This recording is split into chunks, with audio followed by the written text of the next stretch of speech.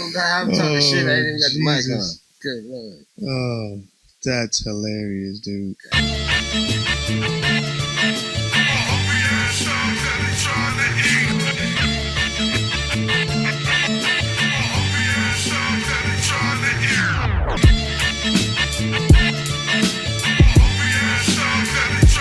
In the game, man, we're the switch the fuck message. We suck.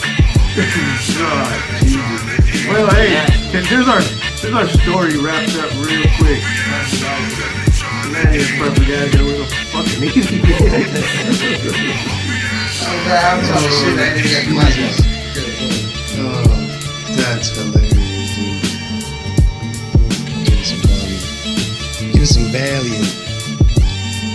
This shit is like 1, 2, check. Okay, well I guess it's there. Talking Mic check. Alright. Okay, so this is the podcast. We in here. Alright, we're going in. We're gonna fucking not we're gonna run out of shit to talk about before we even started. Censorship activated. I gotta be careful. Censorship. Filter myself a little bit. Yeah, man. Nah, dude, just say what the fuck you want to say. Alright, well that's the name of the game then. So I'm gonna talk all kind of shit, man. Talk Finally, about whoever the fuck you want to talk about. I get to say what I want to say, and no filter. So fuck it. We're gonna do it like this, though. I promise I won't do that. Yeah. Or clear my throat on Yeah, man. Don't be spreading COVID on the mic and the waves and shit. Hey, man, but yeah, man. Yeah, doing it like this. Hongree Radio. We sound like some fake ass DJs. Here we go. We're gonna jump right into this, man. This is the first podcast episode. We've been talking about doing this shit for goddamn how long? Man. And it was hard for us to do this shit is because Surreal lives in H-Town. Yeah. And I am semi-retired in the beach of Corpus Christi.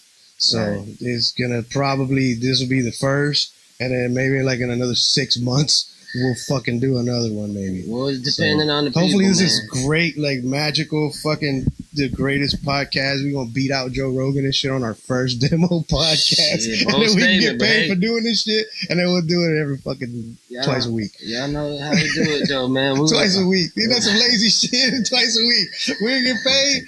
We can do this bitch every day. We be like, nah, twice a week. Yeah, man, and you know, we got money to make. We got life shit to do, real life shit to do. But this is more for, you know, fans, man, because we do a lot of shit from behind the scenes and in the shadows and don't like to shine a light on ourselves too much, man. So right. Like for the fact that we've released during this as an independent label, as a label that had been kind of at a hiatus after the homie Big Gerb passed away. Yeah. We dropped this. 2020 was a year we were, you know, finally gonna stop our moment of silence for Big Gerb, because we've been in like crazy mourning over the dude. The loss of Big Gerb like was personal. It was devastating. It was a devastating loss on a personal basis, but like catastrophic for our business because Big Gerb was the main artist. Right. At Hongree Records. He was the 50% founder of Hongree Records and really ran everything. I run the studio, I make beats, I make sure you motherfuckers is organized. Right. You know what I'm saying? We all got, you know, our own mindset, but definitely the man had the plan. You know, Big Gerb was the man, Hongree Records the brand. Yeah, he executed everything. Like he came to me with an idea, we chopped it up, and then I give him something and like, hey, look, this might work, da. And Gerb would take this to the streets with it and make it happen. Right. You know what I'm saying? So that was a catastrophic loss. We had to learn to recalibrate our fucking roles as a team, as, you know, artists. Some artists, you know, artists have to change what they do. So, you know, everybody got to step up now. So back in March, before this COVID bullshit shut us down, we were planning to launch this podcast and do shows. We was working on merch. So with that said, we dropped, you know, Surreal's like, fuck it, let's give them music. So we dropped 12 singles and back to back this whole year. And you know, we work best under them hostile and chaotic environments anyway. So this crazy year has been the perfect year for us to come back out, man. And shit, like you said, man, you know, Gerb was a devastating loss. Everybody kind of dealt with it in a different way, but we all coming back together full circle. And shit, now it's time to get back to the music, man. This is where we're going to start it off with. And first and foremost, honoring Big Gerb. Right. I like to start the shit off with like people who don't know the history so much, you know, and definitely shout out to the people who's been down from day one, but like, and everybody knew fucking with us. Right. This is more for just, you know, people that don't have the whole backstory and everything. And yeah, this podcast thing's been an idea since Optimo Radio. Right. If you guys are familiar with that. Big shout out to Optimo Radio. Like, yeah, he was probably the first online radio station, Houston Press Award and winner. the first one who gave us a chance to like help us broadcast and bring us into the broadcast world. Because I was also a goal of me and Gerbs, because he was such a funny motherfucker, man. Yeah. That like we wanted a radio show somehow, and that was, you know, man, we chopped it up with Ram, and they got their own show on Optimo Radio. Actually, Gerbs and Spik had their own show they hosted. I wasn't a part of it back then, but I wasn't much of a, you know, well-spoken, you know, podcast host type guy. He was a high motherfucker, like. And then being in there, you used to be as nervous as Snoop on the G-Thang video. You ever notice how nervous Snoop was in that video? Probably, man. Dude, he was. If you look at it, it makes you feel uncomfortable.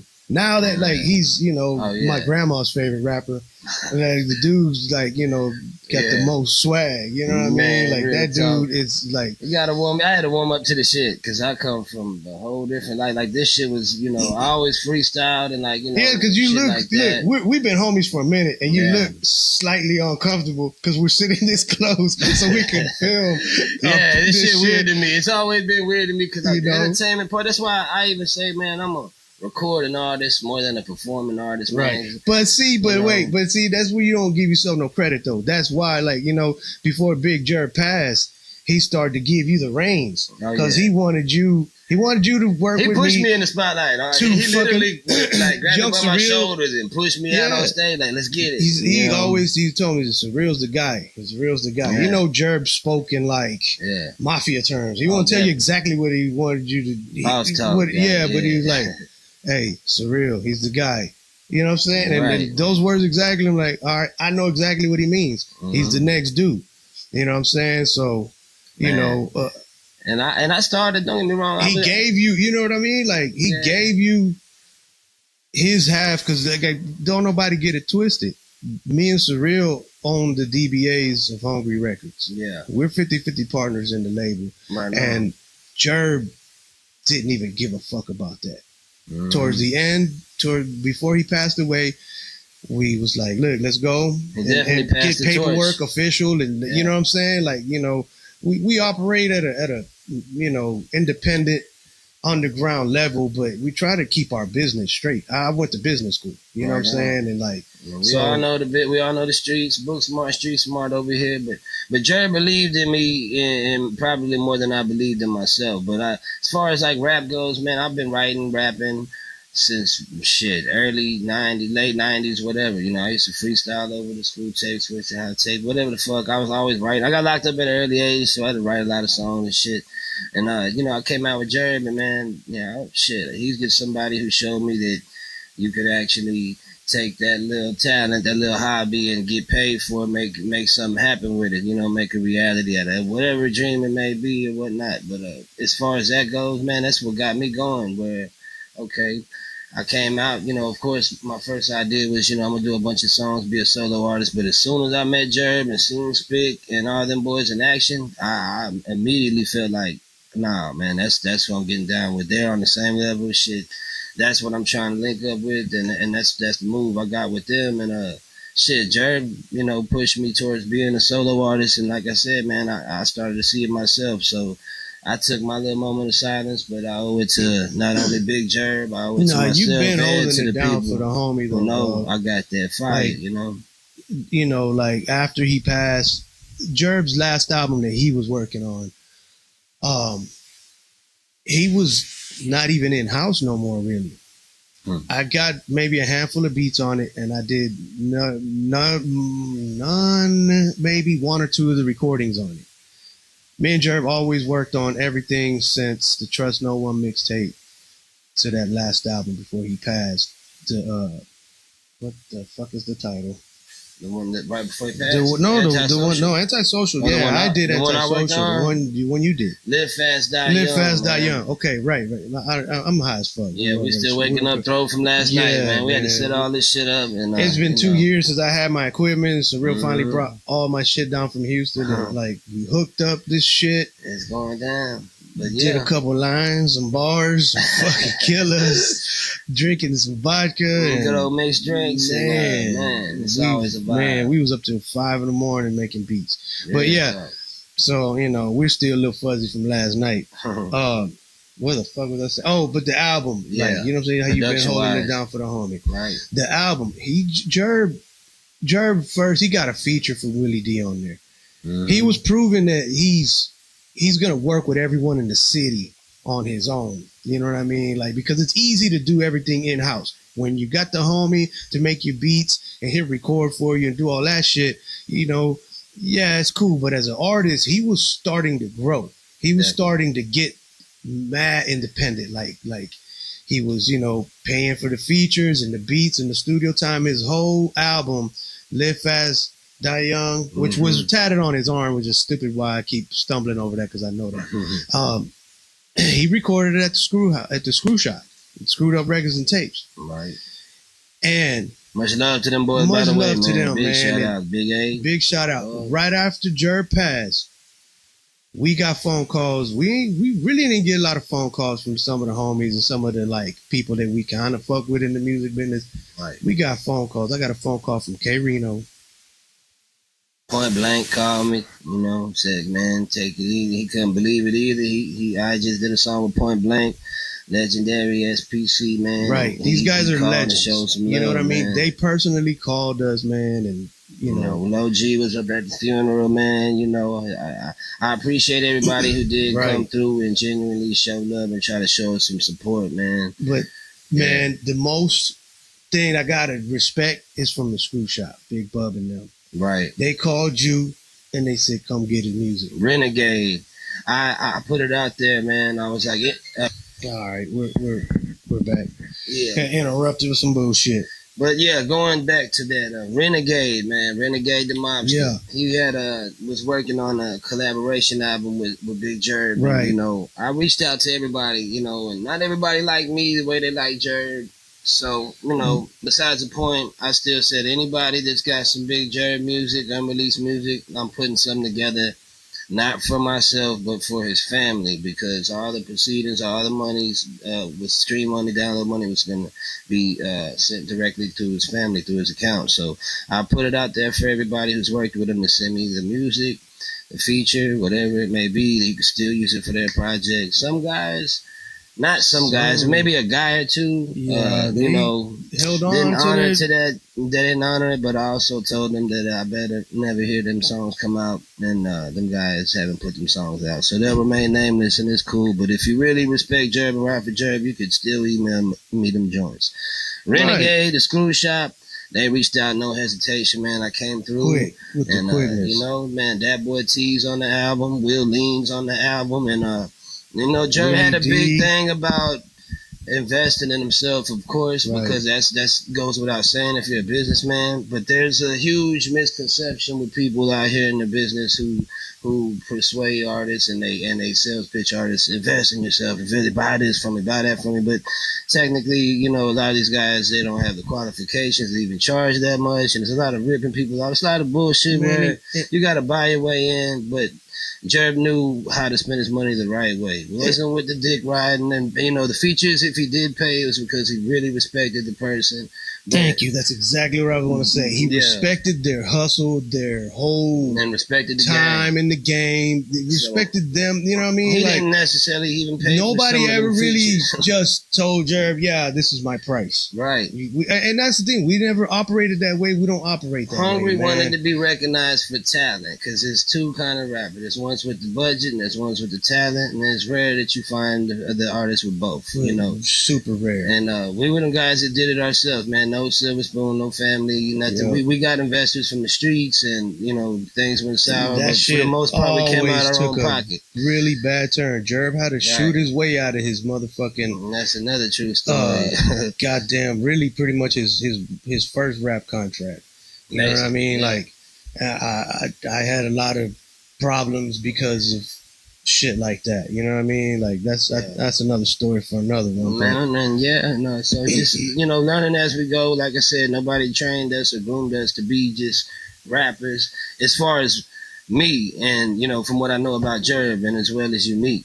But that's why I wanted to get Spik to sit down, because actually, Spik's the seasoned vet. He's got more years experience than any of us. And for those that don't know, who would like to know, like, how the origins of the whole label became and all, it really started with Spik and Gerb, man. And to be honest, Gerb was a fan of Spiktakula. So if you're a fan of Gerb and, you favorite just certain artists out the group, you got to really do your research, man. Gerb was a fan of Spik. Spik produced for a group way before Hongree. They were well established in the 90s. Back in 99, 2000, man, Kickdoor Bandits, if you're from the north side and you was a little hard-headed, you in them streets and you was into the music scene, you would know. Especially the Latinos, you know what I'm saying? 'Cause at the time, we was pretty much the only Latinos on the north side of Houston with a CD out. Yeah. Like 99, 2000. Before that, I was in a group, Fat Texas, with Sin, DLP, man, so many guys. Tony Montana. It was so long ago, and I'm so high, man. I know I'm getting a lot of motherfuckers, but big shout out to them. Shout out to Shorty, who was the CEO of Fat Texas. He's like, he knew I did my research and kind of make shit happen in music, man, and DJ Freestyle, because he put a lot of us together. He put us together. From there is where it started. We did Fat Texas, the first EP together in a weekend, man, just like that. Me and DLP banging out beats. Shout out to DLP, man. Yeah, man. DLP, he's an OG too, man. And shout out to that boy Sin. Yeah. Snipe, Grinch, all the boys who came from those days. They were all working with Dope House and shit, man. And those are some heavy names, man. If you're from you Houston, know the underground, you know about, Dope House Records and Shut 'Em Down, like the late 90s, early 2000s, man, how a lot of those underground Latino rap labels was doing it. The dudes who, was actually putting out music on the radio, doing shows, you know what I mean? And that was a really hard thing to do in those days, man. It wasn't like, a CD.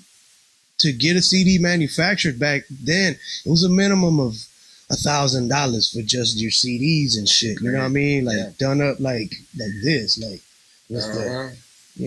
Shout out to Lone Star Writers. We just happened to have it here, and like that's why. Yeah. It was in a box of the equipment. For those that don't know, Spiktakula's featured on the album, man. Shout out to Happy Perez and CeeLo's and all them boys over there, man. Rashid, shout out to CeeLo, Rashid's the man. homie, Low G. I knew Rashid. I met Rashid in Instant Karma.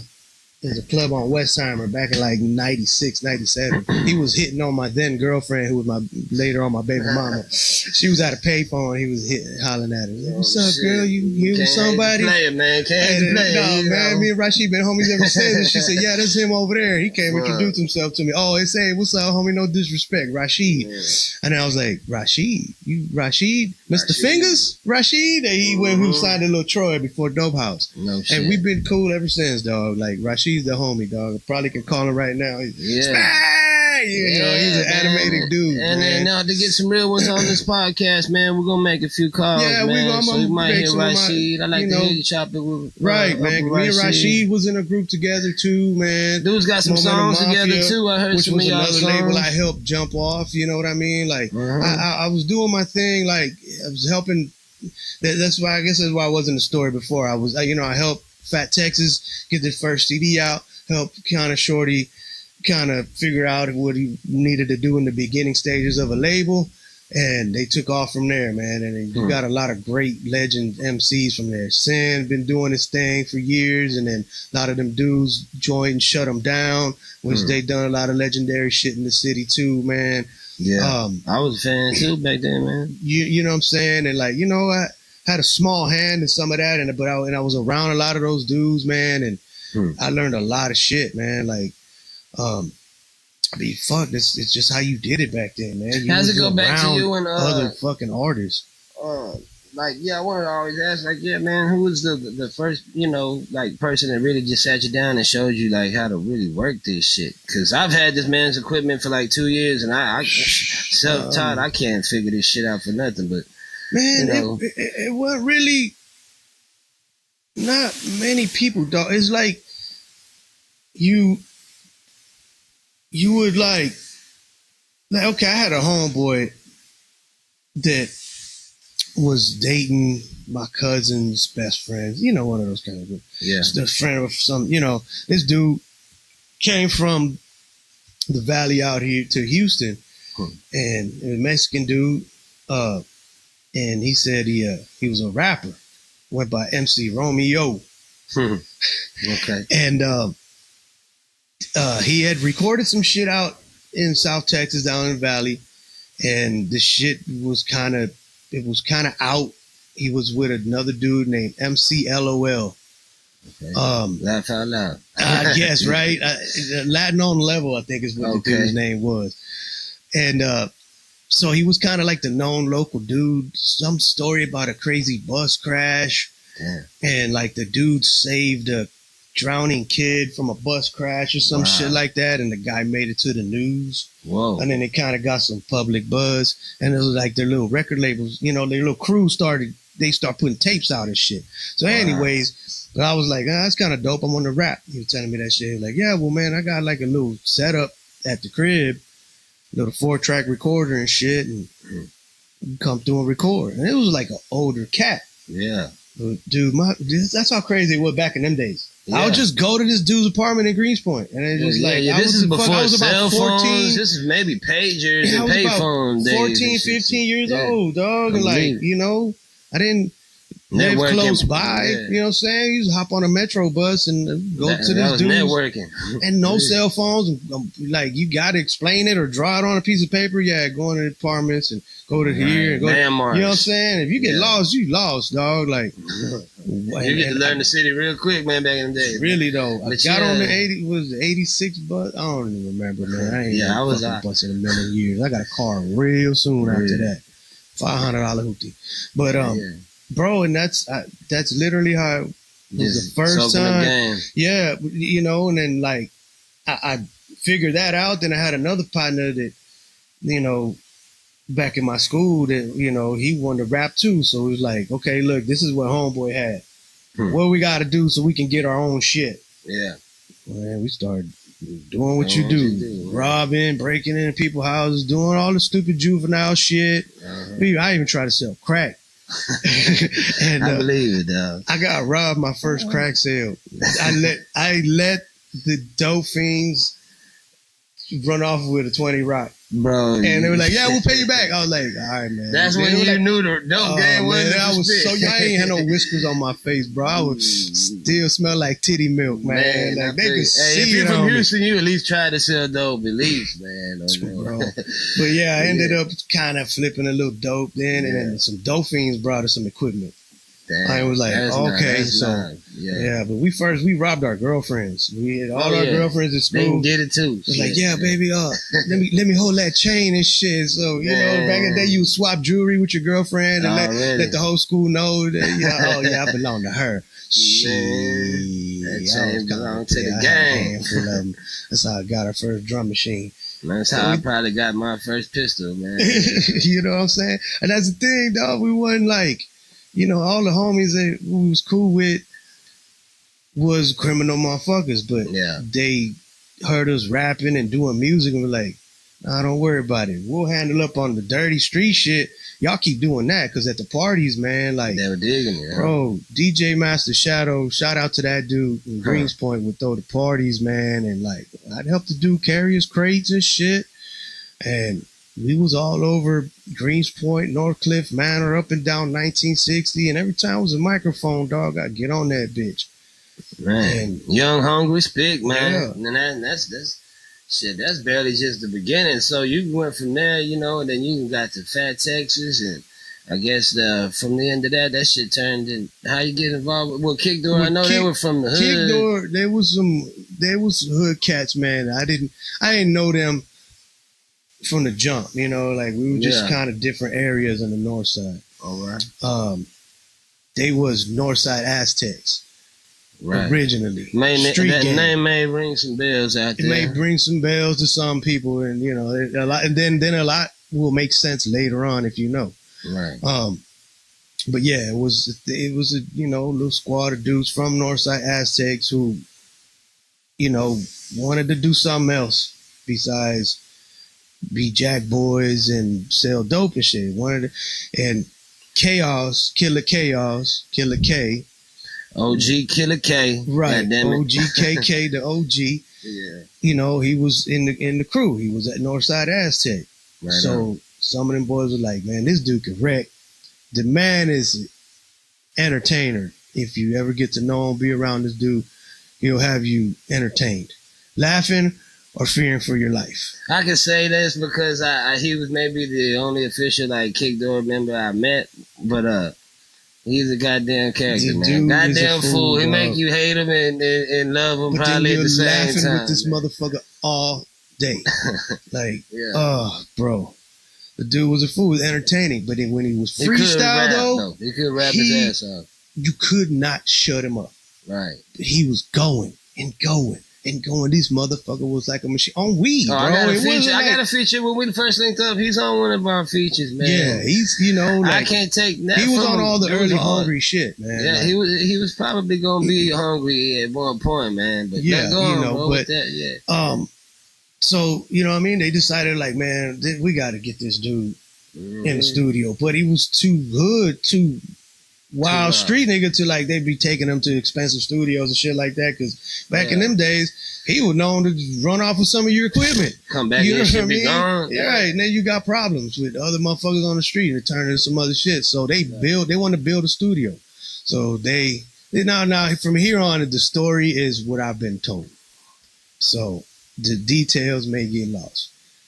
But the way Kickdoor Records started was, I'm not going to say names, but some of the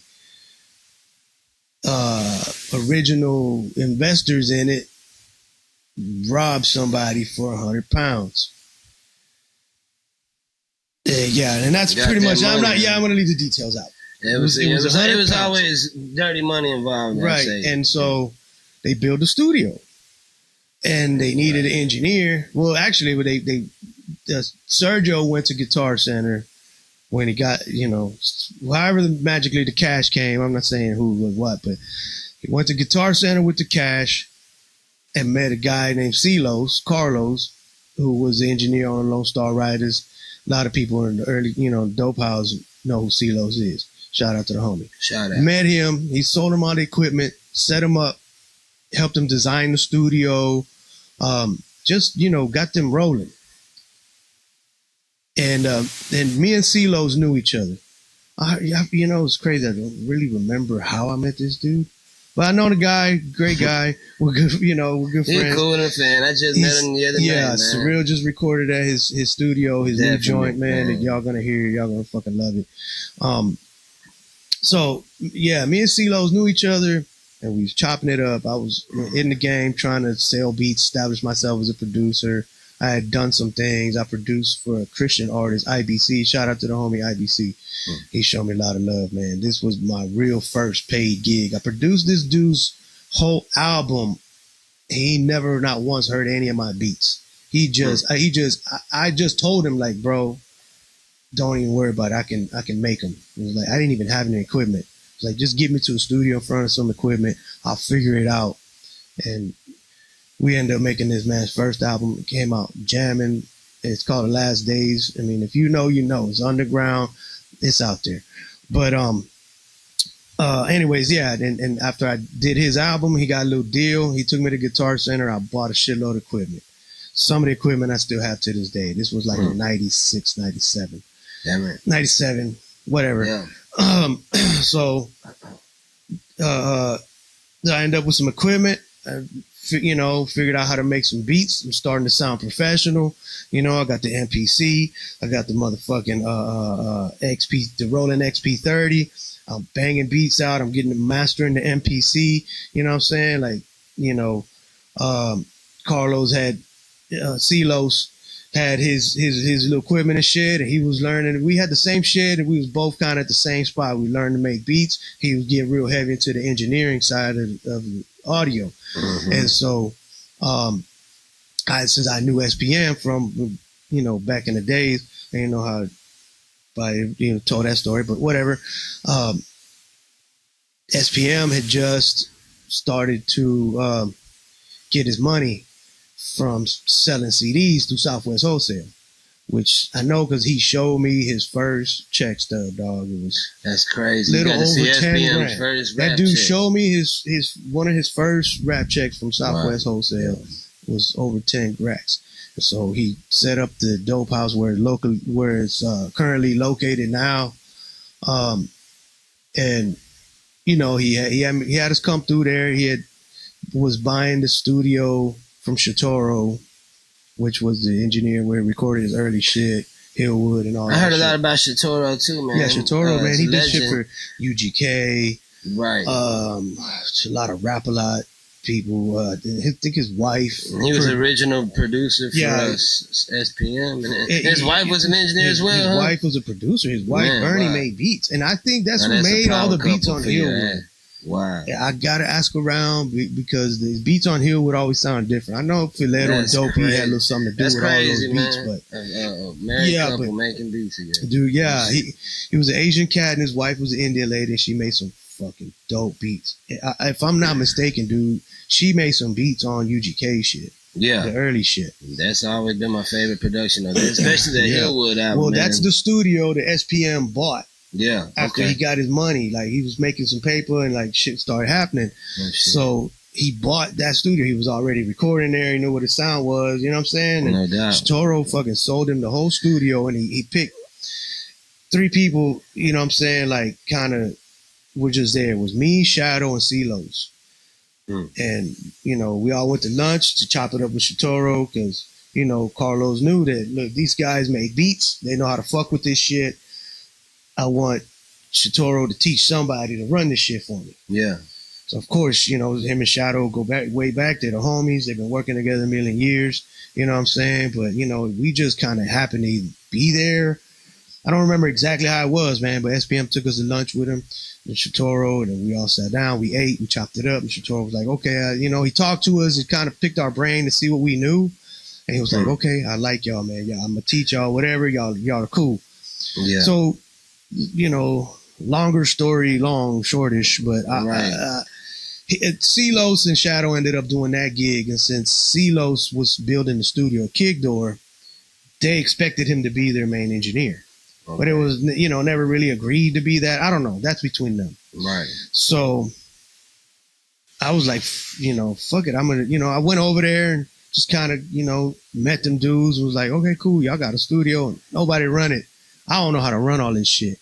But I told him, like, I'll try, I got my own little shit. I can come through with beats. Yeah. I knew how to cut the mic on, you know what I'm saying? Because I knew how to record on the 4-track from back in the days. Yeah. I'll plug some shit into one and see if some sound makes sense. You know what I mean? Like, I don't give a fuck. Just let's do it.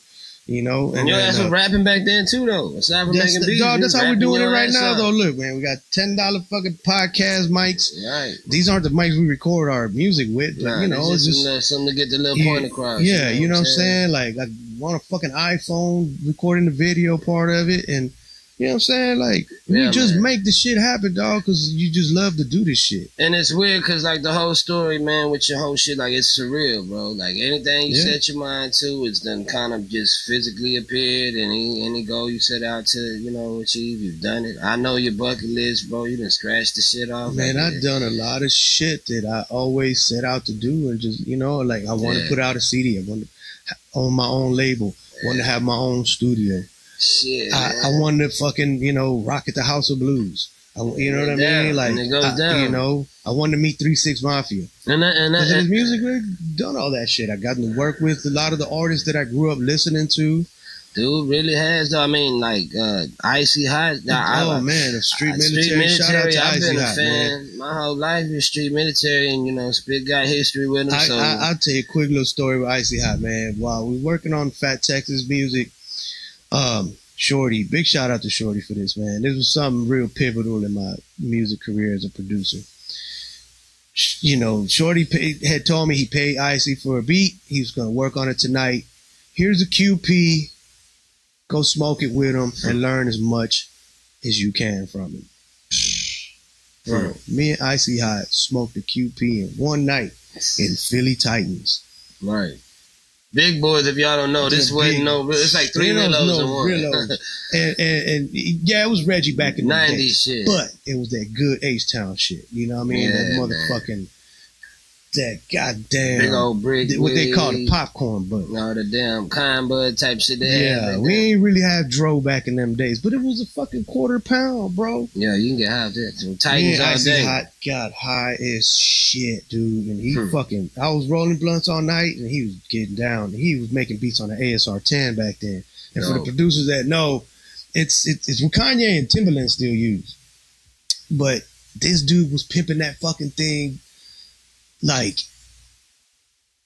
it was just fucking smooth, flawless the way this guy was making beats. Some producers stop and then they, change some things up, hit some buttons, do some things, and then they keep going. Fuck no, dude. This motherfucker made a beat. It was like a fucking mixtape. Like cutting up. It would start with the metronome, click, click, click, and then he playing the drums or whatever. Then while that shit was going, he was, working the equipment, and then he was playing the keys on that bitch. But it never stopped. It just built. And it kept building. And then like at the end, he plugged the fucking guitar into that bitch, hit record on the fucking workstation. This dude had that much sample time on the ASR 88 that he started playing the fucking guitar into the, you know what I mean? And the guitar. Into the fucking keyboard. That's a genius move, man. He didn't plug the shit into the console and run it through foot pedals or I don't know. I think he might have had a couple distortion pedals, but it was going into the sampler. Damn. While it was playing live. Most motherfuckers had to set that up and do, Most people don't understand what any of that shit means. Right. I lost a lot of motherfuckers on some of that shit. You get to talking that nerdy tech talk, man. I'm all for it. But if you know, you know.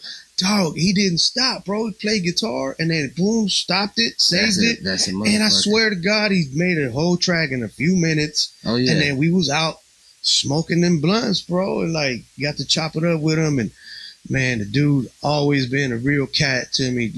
Yeah, I mean, anytime he see me, show me love, man. Dude, I'm gonna tell you like this: he showed me love on the strength of Spik, man. And we did a show in the hood one time with goddamn the whole hood. All the real ones was there, man. Street military. Icey Hott was DJing. We went to go do a show. Shit. And fucking Spik comes up drinking with a drink, and the man spilled a drink on Icey Hott's turntable. A table, not the turntable, but the table where his shit was set up on it. He didn't even get mad. He was like, like, Spik, man, but on some cool homie type shit. Because I was, I'm the type that if, I'm there to do something, I always ask the DJ what he's drinking, and then I come back and I bring you that. He asked me for, he didn't even ask me. I said, man, what you drinking? He said, Heineken over here, boo. And I'm all, big, clumsy, goofy motherfucker, just vibing out to the music. I'm drinking my beer, and then it was just one of those spots where they giving you open cups. Right. No, it was like it was a bottle, whatever the fuck it was. And I went to hand it to him or something, and he wasn't watching, and I spilled the motherfucker all over Icey Hott fucking but I'm like, DJ setup while the show was going on, while he was mixing his shit, and he just laughed it off. The average motherfucker got mollywopping that bitch. That's street military, man, for the homie to just laugh it off and show my boy some love. I'm like, hey, man, Spik good, man, and I run across a lot of people, man, that his name holds a lot of merit, man, and like good people, like a good name out here in the street, man, and Spik's reputation is just deep. It's just crazy because paying a little bit of dues. Yeah, because a lot of people, you know, like like I said, we don't really like to toot our own horn over here. But for people that see me and what I'm doing, you can't really look at me and give me any cards without looking back at where I come from, man. I came out under Gerb and Spik. And that's why, you know, it's been crazy for me, but just getting my introduction out here, getting my feet in the game, like I soaked up a lot of game from these two guys, man. There's some legends out here, so I just want people to know the kind of shit I be knowing, man. Like, shit, and you run into like Big Moe through Icey, Hott and shit. Right, you know yeah, me and Icey Hott there, I was telling you that one before too. It was around that time too, man. We went to a party in Galveston, Lifestyle.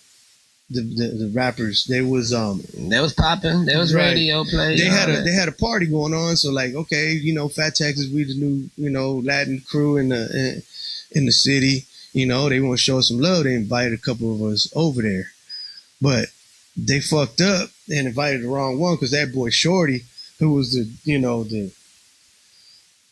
owner or whatever, what do you call it, the CEO or the guy, but he was a hood cat, dog. He got drunk.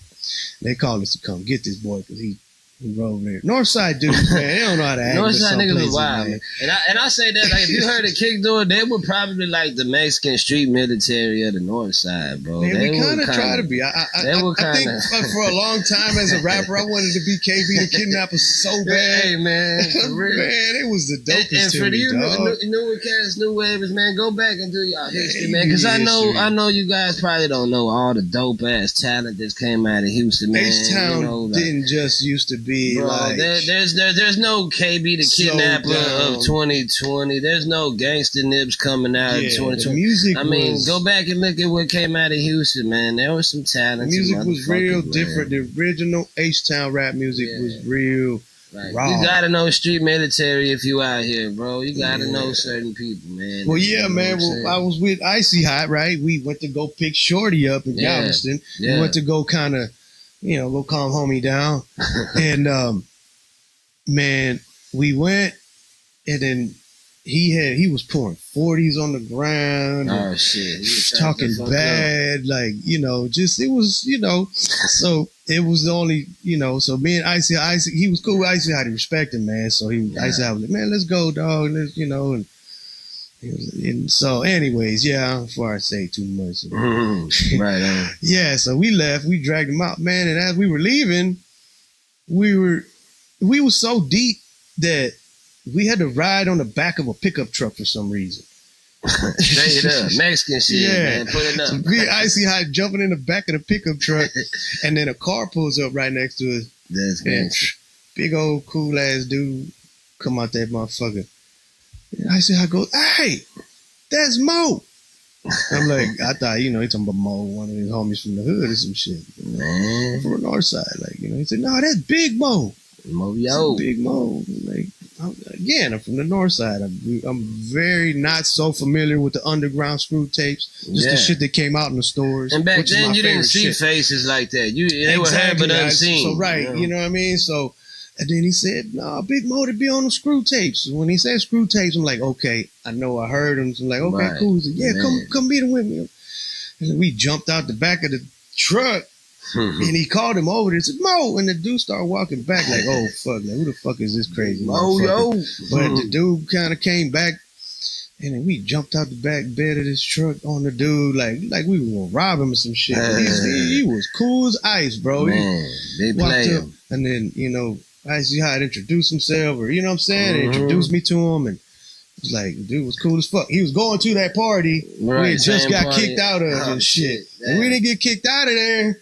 We could have had a relationship, man. But R.I.P. to the homie, man. It's crazy, man. It's just like how everything kind of come full circle, man. If you're meant to do this shit, like, it's always gonna present itself to you, man. That's kind of why I took the name Surreal, and this is everything that happens in this shit is crazy, man. Right. It's like ain't no such thing as coincidence, like Big Gerb used to say, man. Not at all, man. I mean, Texas big as fuck. The chances of you just coming across any artist, period. And the way the dude used to network back in the day, that shit's unheard of. Like, everything my homie just said, man. Had to be out and you had to like go meet people, and you had to. There's one thing, man, that a guy told me once. It was an older guy, you know, when I was a youngster, man. He was trying to give me a little guidance, and he was like, "What do you want to do with yourself?" I'm like, "I want to fucking rap. I want to, you know, make beats. I want to be a musician. I want to put this shit out, you know." And he's like, "Okay, how do you do that?" I'm like, "I don't know." Right. He's like, "Well, go ask somebody who knows." Definitely, like, how the fuck do I do that? He said, "Well, do you know of people around somewhere close? Or is there a phone number on the back of, you know, an album that you could call?" And that shit really was a thing. Like, even Gerb's first CDs, his number was on that bitch. Yeah. Personal direct line. I mean, That's exactly how I met SPM. I was going to get to that with you, man. Because, see, back in my day, walking to school, you know, around Cloverleaf, catching the elementary buses, you would see Aldi, Scarface, all their posters just splattered. Every vacant store, telephone poles, all that shit. So you could actually call them numbers if you were hungry and maybe find actual numbers. Dope. Dude, on a Hillwood tape, because that's all I had. I had that tape too. As a matter of fact, I bought it from SPM at a car show. That's way before Mike Jones put his number. Yeah, right. This was real live numbers, bro. You can call it. I called it. I bought it from him at a car show. Oh fuck, low power mode. Oh yeah. Okay, it's still going. All right. So I'm about to go get up and find a charger. But anyways, yeah, I bought the tape from him at the car show. Damn. And I used to always buy all my shit. I would look at it. If it looked like it was from Houston, or if I flipped it on the back, it had a Houston address, Houston phone number, I want to support it, dog. I love local music. Yeah. Always. Dope. Always. Yeah. From the same air you breathe and everything. Yeah, you know, one of my first cassettes I owned was Willie D Controversy. It said Fifth Ward. I had it was a homeboy of mine I went to school with. Said he was from Fifth Ward. I was like, oh, this is from where my homie's from. Willie D. So, you know what I mean? So after that, I just started buying local shit. So, years later, my boy done linked with Willie D and all kind of shit. So, so crazy, man, like, I fucking started calling all those phone numbers. I met with X-Bam Records.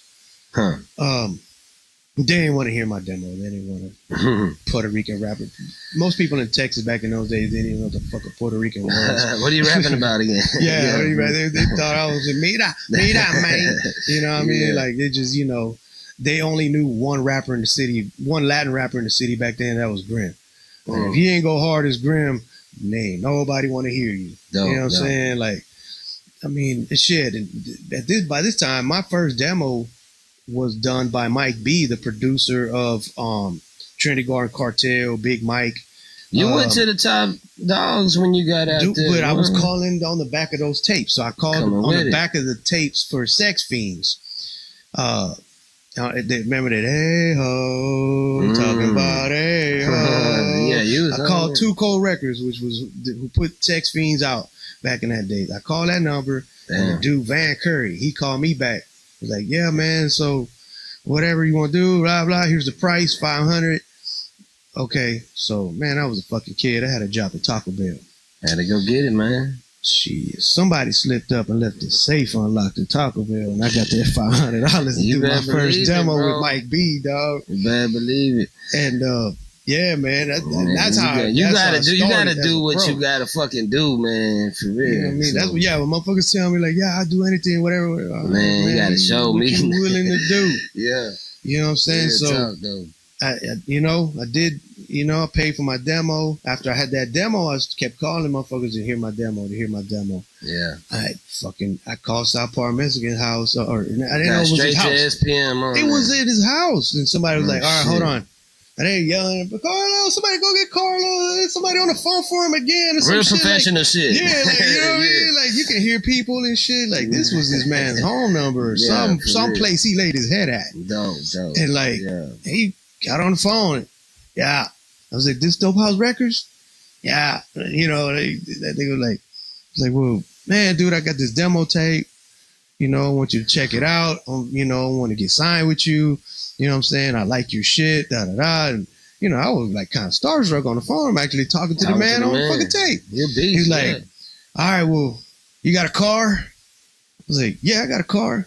come pick me up.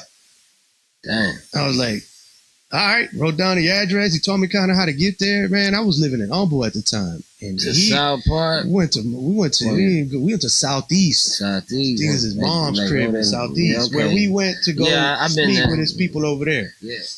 So all the way over there, I ain't never fucking went nowhere. No GPS south, or nothing. no GPS, no MapQuest. Fucking barely knew how to read a map. Could barely drive. I just got my license.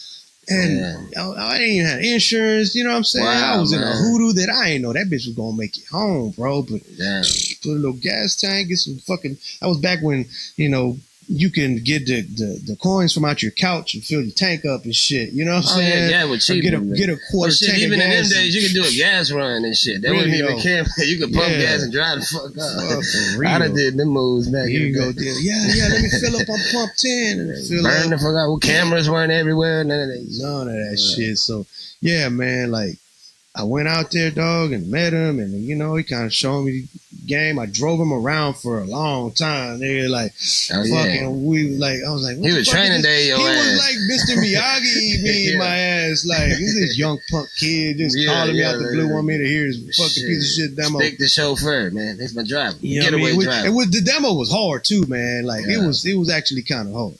I believe it. The demo got me into a few doors because like people was like, so he it's actually right. jammed it. We listened to it and shit. It's just so that's why he could tolerate me because I was a young fucking wiry motherfucker asking questions and just you know just all in the mix. This is where I shouldn't have been. You know what I'm saying? Just a young pup.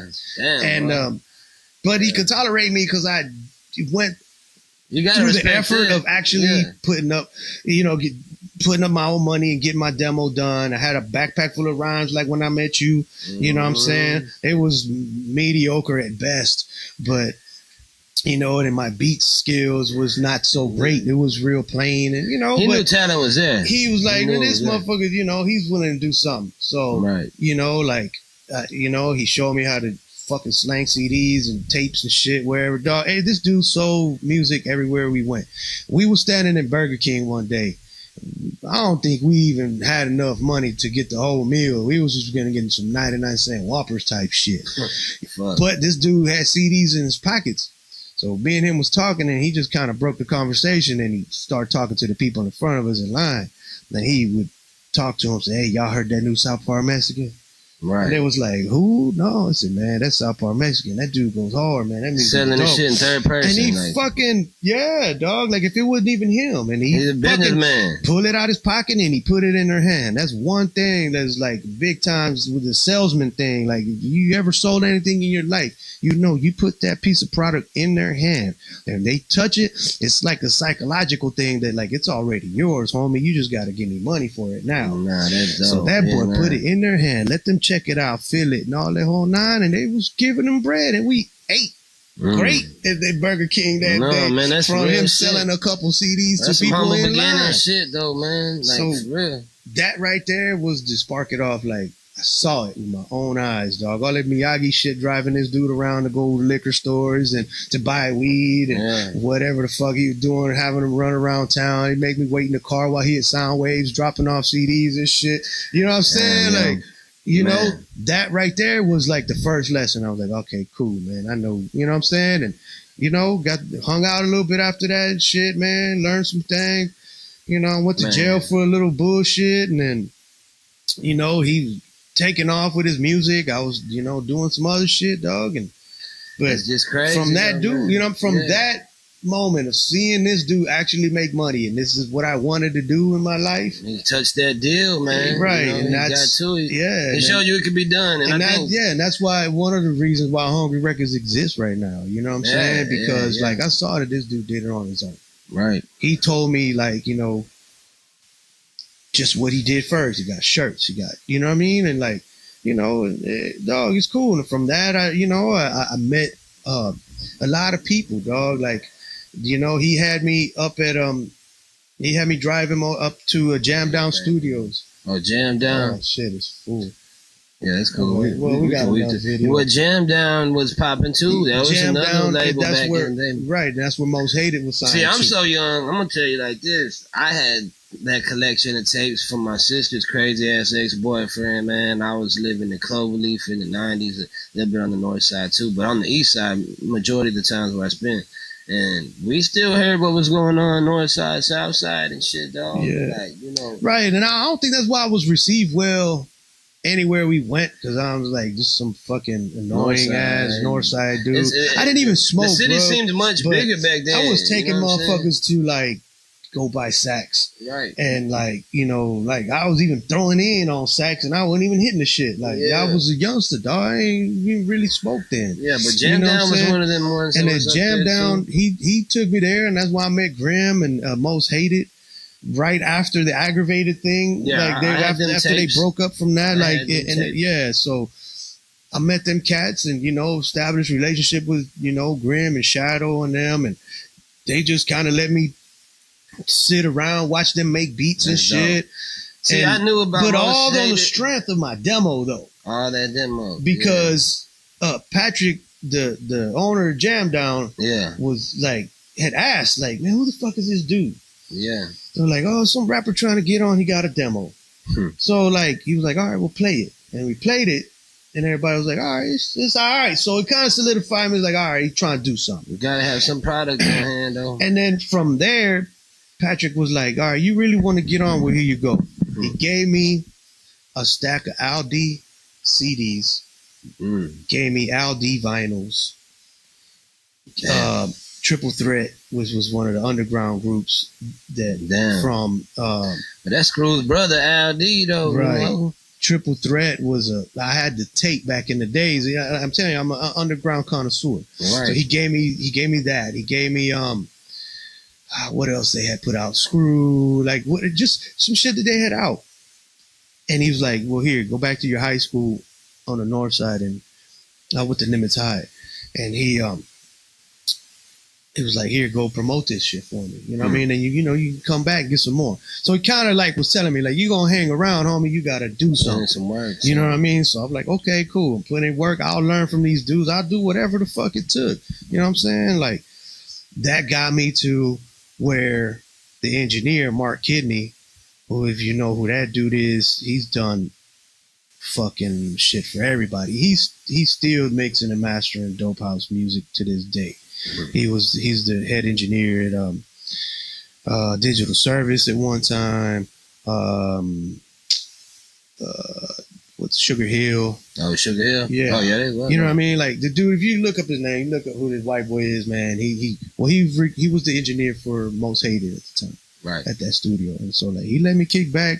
And just soak up the game. And just as long as I stayed out of the way, you know what I'm saying? And when everybody would break out, was out, he would like, he would kind of answer my questions like, yeah, this, that, and the other. You know what I mean? And so, like, dude, like, that's crazy. You know, you got, you know, you put in hella work. That was what networking was like it wasn't being all in the DMs. Media. Let's collab, bro. And you can fake it to make it these days so hard, dog. Like you can literally just go rent clothes in a car, take a picture, then inbox your favorite damn rapper, make it look like you popping and all. But back then, those guys actually owned slabs. The grills were real. They was expensive. Yeah, man. It wasn't the production of putting your album together really costed money. It cost back then to make music. I believe because like you know those we'll say the good old days because like producers was getting an unknown producer could get from $500 to $1,000 a track. Mm-hmm. You know, just a mediocre track just because you had the equipment to provide somebody an original and they beat. did really well without being so egotistical because like he said, man, didn't even recognize Moe, but a lot of these guys had music out without being seen. There wasn't big like production video companies till way later in the game. So and for all these guys like Most Hated and all that, I had them tapes when I was growing up too, but that cover has so many niggas on the cover that like I don't know who was who by face, but I knew them when they got on the mic and shit. Yeah. And they actually, man, like, they was cool cats, man. Like, you know, they recognized that I was a young, hungry dude. Right. And, like, you know what I'm saying? And, I got to be cool with Fileto and Loco. Yeah. Shadow. You know, I very rarely spoke with Ike Man. But, you know, and Grim was always cool, man. And you know what I mean? So to me, they're the pioneers. So if you young or you my age, you got to go back and pay homage, man. Yeah, and the Southeast Latin sector, they was the first Latinos, you know what I'm saying, to come out. So I wonder, you know, it's a mob mentality. You know what I mean? Go pay homage. From the north side, that's a bold move. Right.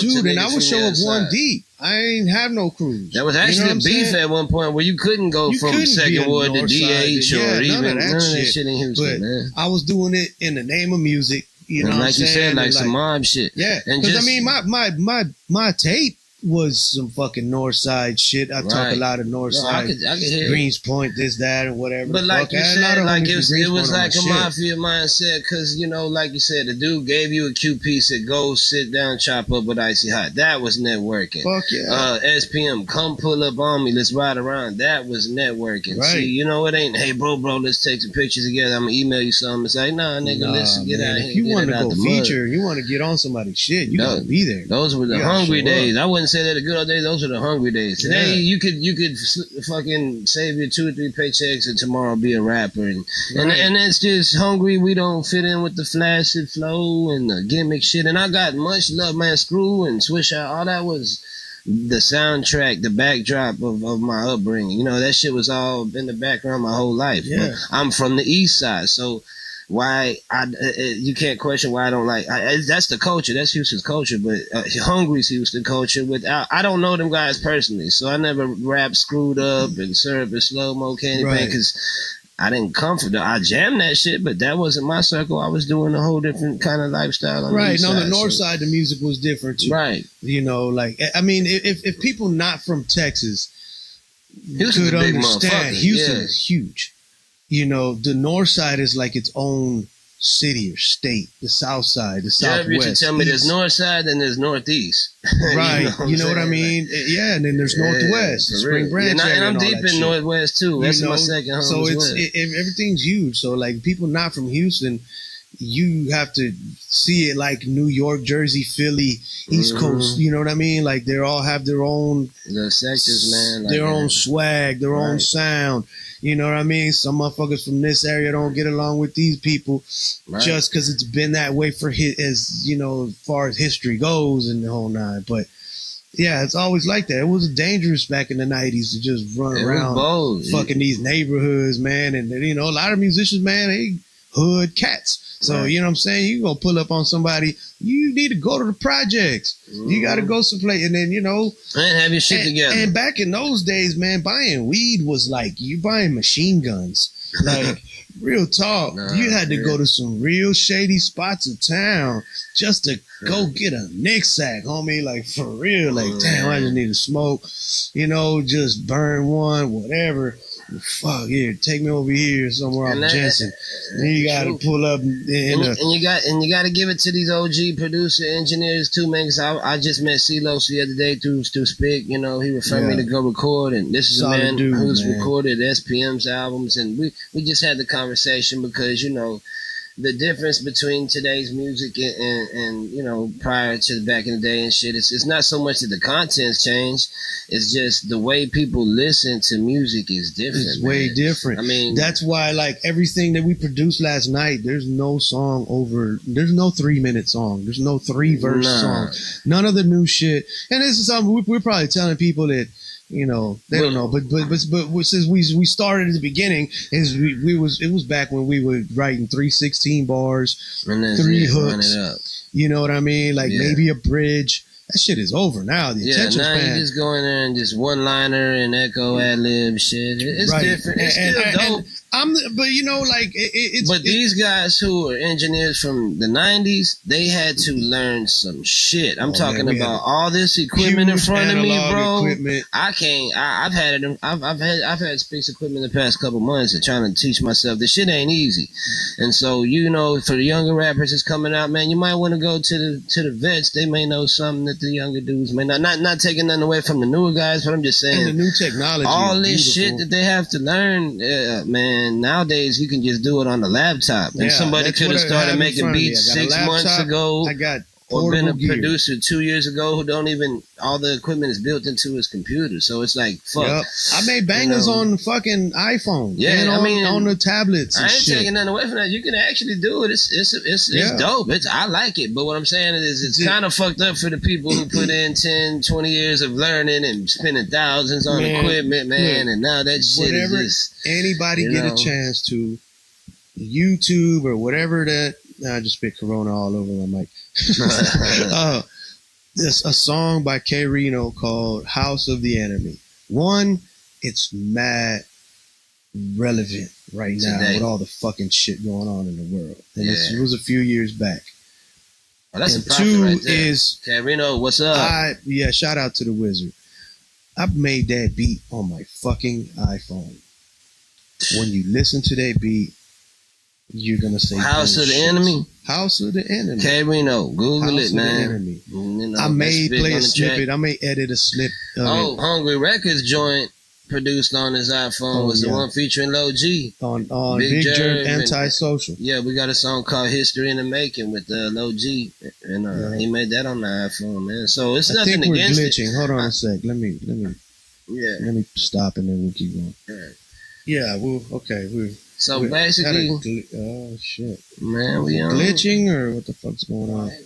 The clock's still rolling, but it's just got a little delay. It look like maybe. Okay.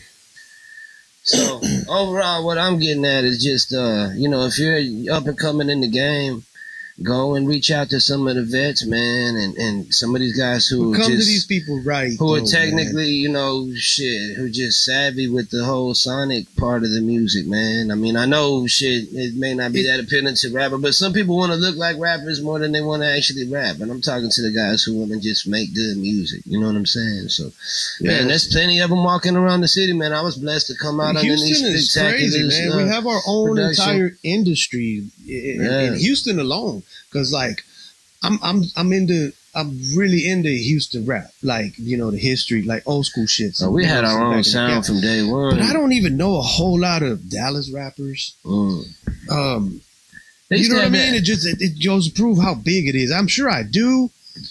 You know what I'm saying? But like I don't know a lot of Austin rappers unless like we've met.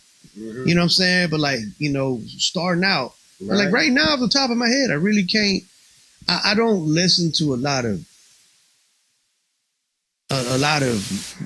music because I'm creating, especially when I'm creating when my brain's on album mode or production mode. I don't listen to a lot of shit, so you know what I mean. Like I don't like to.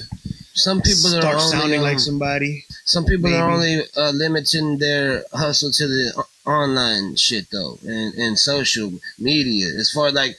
If they're not pressing it to real record stations and shit like that, you're not gonna hear this shit being out here in Corpus if they're just a million viewers online and they're from Houston, And it's like back in the day. But see, that was back in the day. But now it's all changed. Now that's exactly what it is. But what I'm saying is like now, and we have to adapt. You know what I mean? Like but you got to get out there, and also the streets are open for business, man. Don't think you made it because you just got popping on the internet. Because another nigga in Katy may never heard of a nigga from Baytown. But you got to see, like I was telling you guys about the way he did it back in the day and the old way of networking.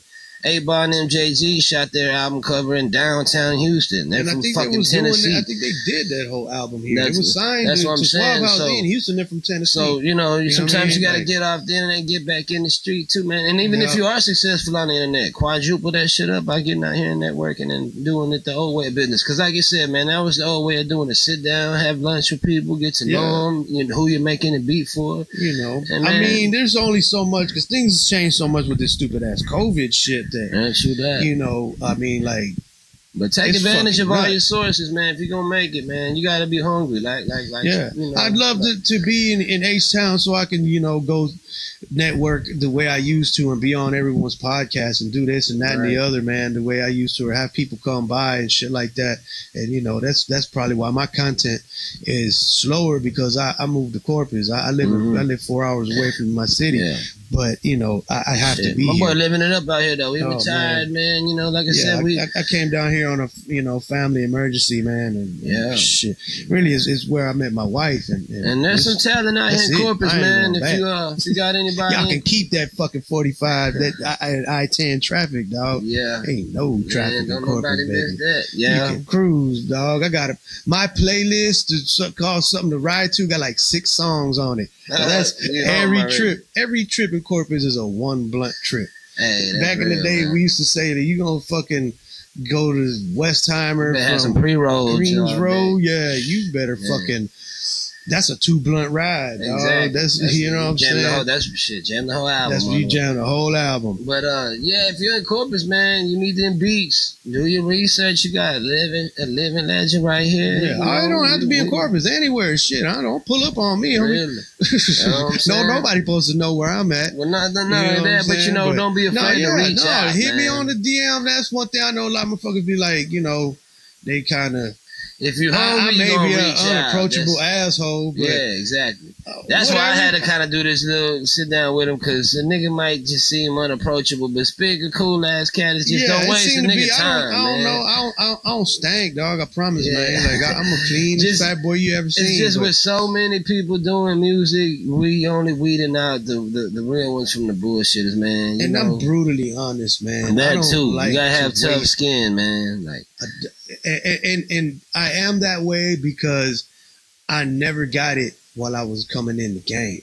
Yeah. Like I never got any honesty. Oh, niggas will let you put some bullshit out there. Let you put some bullshit or just not like what you do and not give you any real feedback. You know what I'm saying? They just let you just look like a fool for their own amusement. And that happened to me a lot coming up. Yeah.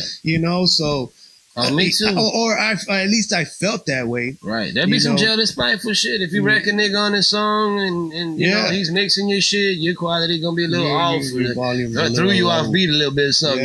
Make you sound like shit. I can tell you, I was on. I did a feature on somebody. There's some haters out there, boy. I was in their city, and we was doing a show in San Antonio. It was some local cats. I won't say who, but. And the engineer was my homie, dude that I had mad love for. He, a dope producer. I don't think I'll say his name either. But after that shit came back, me and the homie Snipe went over there and murdered. What's little Snipe? That's another animal.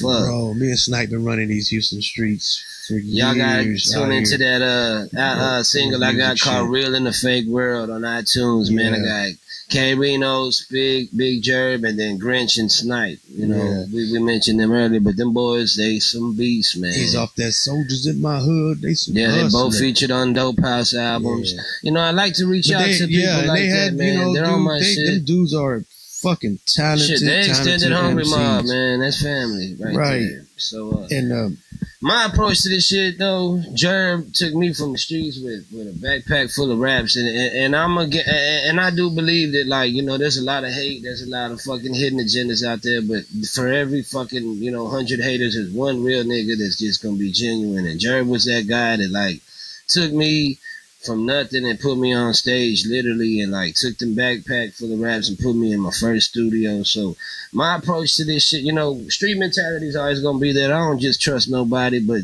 when it comes to this shit, I do believe in if you got it, man, and you hungry, I'll support that shit. I'm in the position now where I'm gonna return the blessing, because my introduction to the game was a nigga blessing me every step of the way, and I had to earn Spik's respect, because Gerb vouched for me on some, hey, look out for him. Spik didn't know me for shit, but Spik seen it in a nigga. Just like I will too. Just like if it's gonna be in you, not on you, man. So that's what Hungree's about, bro. The whole Hongree, it's not shiny ball of rap. It's niggas spitting from the gut, man. Determination. The people that your favorite rapper was Hongree on their first album. 5 albums later, they ain't talking about shit. We gonna stay hungry. That's what the we music, and that's the music that it was always the best. When people talk about, man, dog, their first joint when they first came out. So that's a thing that we've always wanted to hold on to. We're never gonna stop, bro. Every album that sounded with that same shit. That's why I haven't written a song in a minute, because I've been mourning my homeboy. Right. You know, so it was really hard to fucking write music and to do shit without Gerb. Everything didn't sound as good to me no more, dog. It just, you know, you something like that, man. It's especially when you work with such a talented MC. It's like, why am I writing right now? I mean, you know what I'm saying? And like, so if I'm not feeling it, and if my gut ain't hungry, if I'm too comfortable in life, everything's great, then I really don't know what to write sometimes. I ain't wrote a song in a minute, but my brain's back in album mode. So like I'm, you know, like it, man. It's gonna and that goes back to what you was talking about. That like, you know, you bring on some new homies because you get to feed off of their hungry energy. That like, you know, like. For real. You know, the new group of youngsters that you know show you some love. All the youngsters that's reaching out to me, man. I got much love. Yaz Nicole, goddamn. Yeah, dude, she's a fucking beast, bro. Like, man. Yeah, you know what I mean? Young Easy, he came at us in the beginning of his he came career, through Big man, Gerb. and we gave him a lot of love and showed him a lot of love, man. He's from Gerb's hood, so yeah, from Gerb's hood, and then you know what I'm saying, like just did his first demo with me, and y'all see he the came boy. hungry though. He came. That boy brought a little bit of bud that he don't even smoke. Nigga say y'all boys want food, bring some food. See, these are the kind of moves right. You know what I mean? That, you know, it goes back. He to always like, bought his business when he came to the studio. He came to the studio. Man, hey, this is the price for studio time. Okay, bet. Boom. But the whole time he got it lesson. His ears was open. He listened to what the fuck I had to tell him about it, and the dude getting the shine on. Right, shout out to the homie Young Easy. It's just like, you know, come real with it, man, and like we ready to work, but at the same time we gonna work our damn selves, so y'all can look out, man. Surreal finna drop a lot of shit. Oh yeah. Unique finna come around the corner, and then I got Spik ass Hungry again too, man. So we need, like I said, I like to say, we never fell off, we just fell back, man. And it's comeback season, dog. We had to, you know, the loss of Big Gerb, man, we couldn't just give a normal moment of silence, man. And there was long ones, and it's, you know, that was our Biggie and Pocket one, bro. Yeah, like, man. I'll write a song with him in the same room. If his head's bobbing, then I know I got one. Right. Now I'm trying to write something by myself. It ain't been the same vibe. You really have to fucking, you know, if you don't know about Big Gerb, man, do yourself the favor. Go back. For real. It's all on iTunes. Timeless music, bro. It could be 10 years old and still you'll jam that hoe for the next 10 years. Yeah, man. Should give some of them songs to give you chills, man. Yeah. There's some of them stories are real deal. All of his stories. What the fuck I'm saying? Some. Everything Gerb said was the truth. And I mean, he wasn't somebody who had to exaggerate on the mic. We don't really tell fucking, you know, bullshit stories, man. Like the shit that we talk about, what we've been through. So when you hear us speak on something, it's because we know what the fuck we're talking about. It's something real. You know, you can go and look up "Live Fast, Die Young." I put that out shortly after he passed away. It's an unreleased, all of his unreleased music. Not all of it, but a lot of it. It was what was going to be released. That was halfway finished, and he did a sit down interview with Spik like we're doing now, and I just put in. It was like filled in the gaps. Before podcast, I didn't know what to do. We was like, going to do a podcast. We just needed to do something. Some commentary for y'all, man. So I sat down with Gerb, man, way before he passed. It was before the release of Antisocial. And I just sat down. I had a bunch of written out questions. It was all nerdy and shit. But you know, I just talked to him and asked him a lot of shit that I didn't even know about him. We've been homies and we're working on music for a few years already, and like, it was nothing, a lot of things, you know, kind of personal shit. Nobody ever asked him, and a lot of, you know. It's there. Some of it's on the album. I filled in the blanks of the songs that were unfinished, and it turned out to be real nice, man. Yep. But we do have the full interview. If we keep this shit up, we'll fuck around and put out the whole hour. We'll put it out as like a special podcast episode or some shit. And you know, it's like he never really left, man. He's still here with us. If you want to support the music, it still goes back to his family. So, man, look out for a real one, man. It's all there. Yeah. We're holding it down for the homie, man. But we also, man, for the culture of H-Town, man, we're going to be putting out new music. And I know that sounds kind of arrogant, No. Right? Because it's like, who the fuck are you for the culture of H-Town? Well, no, look, man. to the cult following. To our cult following. We put the cult in culture, man. Right. and no, but not even that, man. Because look, we've always have made it a point to not sound like everybody else. Definitely. You know, if you can pinpoint where a person is from through their music on everything they do, and it's so obvious, like this entire podcast has been, our entire podcast has been mad at super crazy local. Only Houston people, you know what I mean? Somebody from fucking Cali or New York or somewhere else is going to be like, fuck this podcast. What the fuck are these guys talking about? Who are these people? It's important to us, man. We're from Houston. Yeah.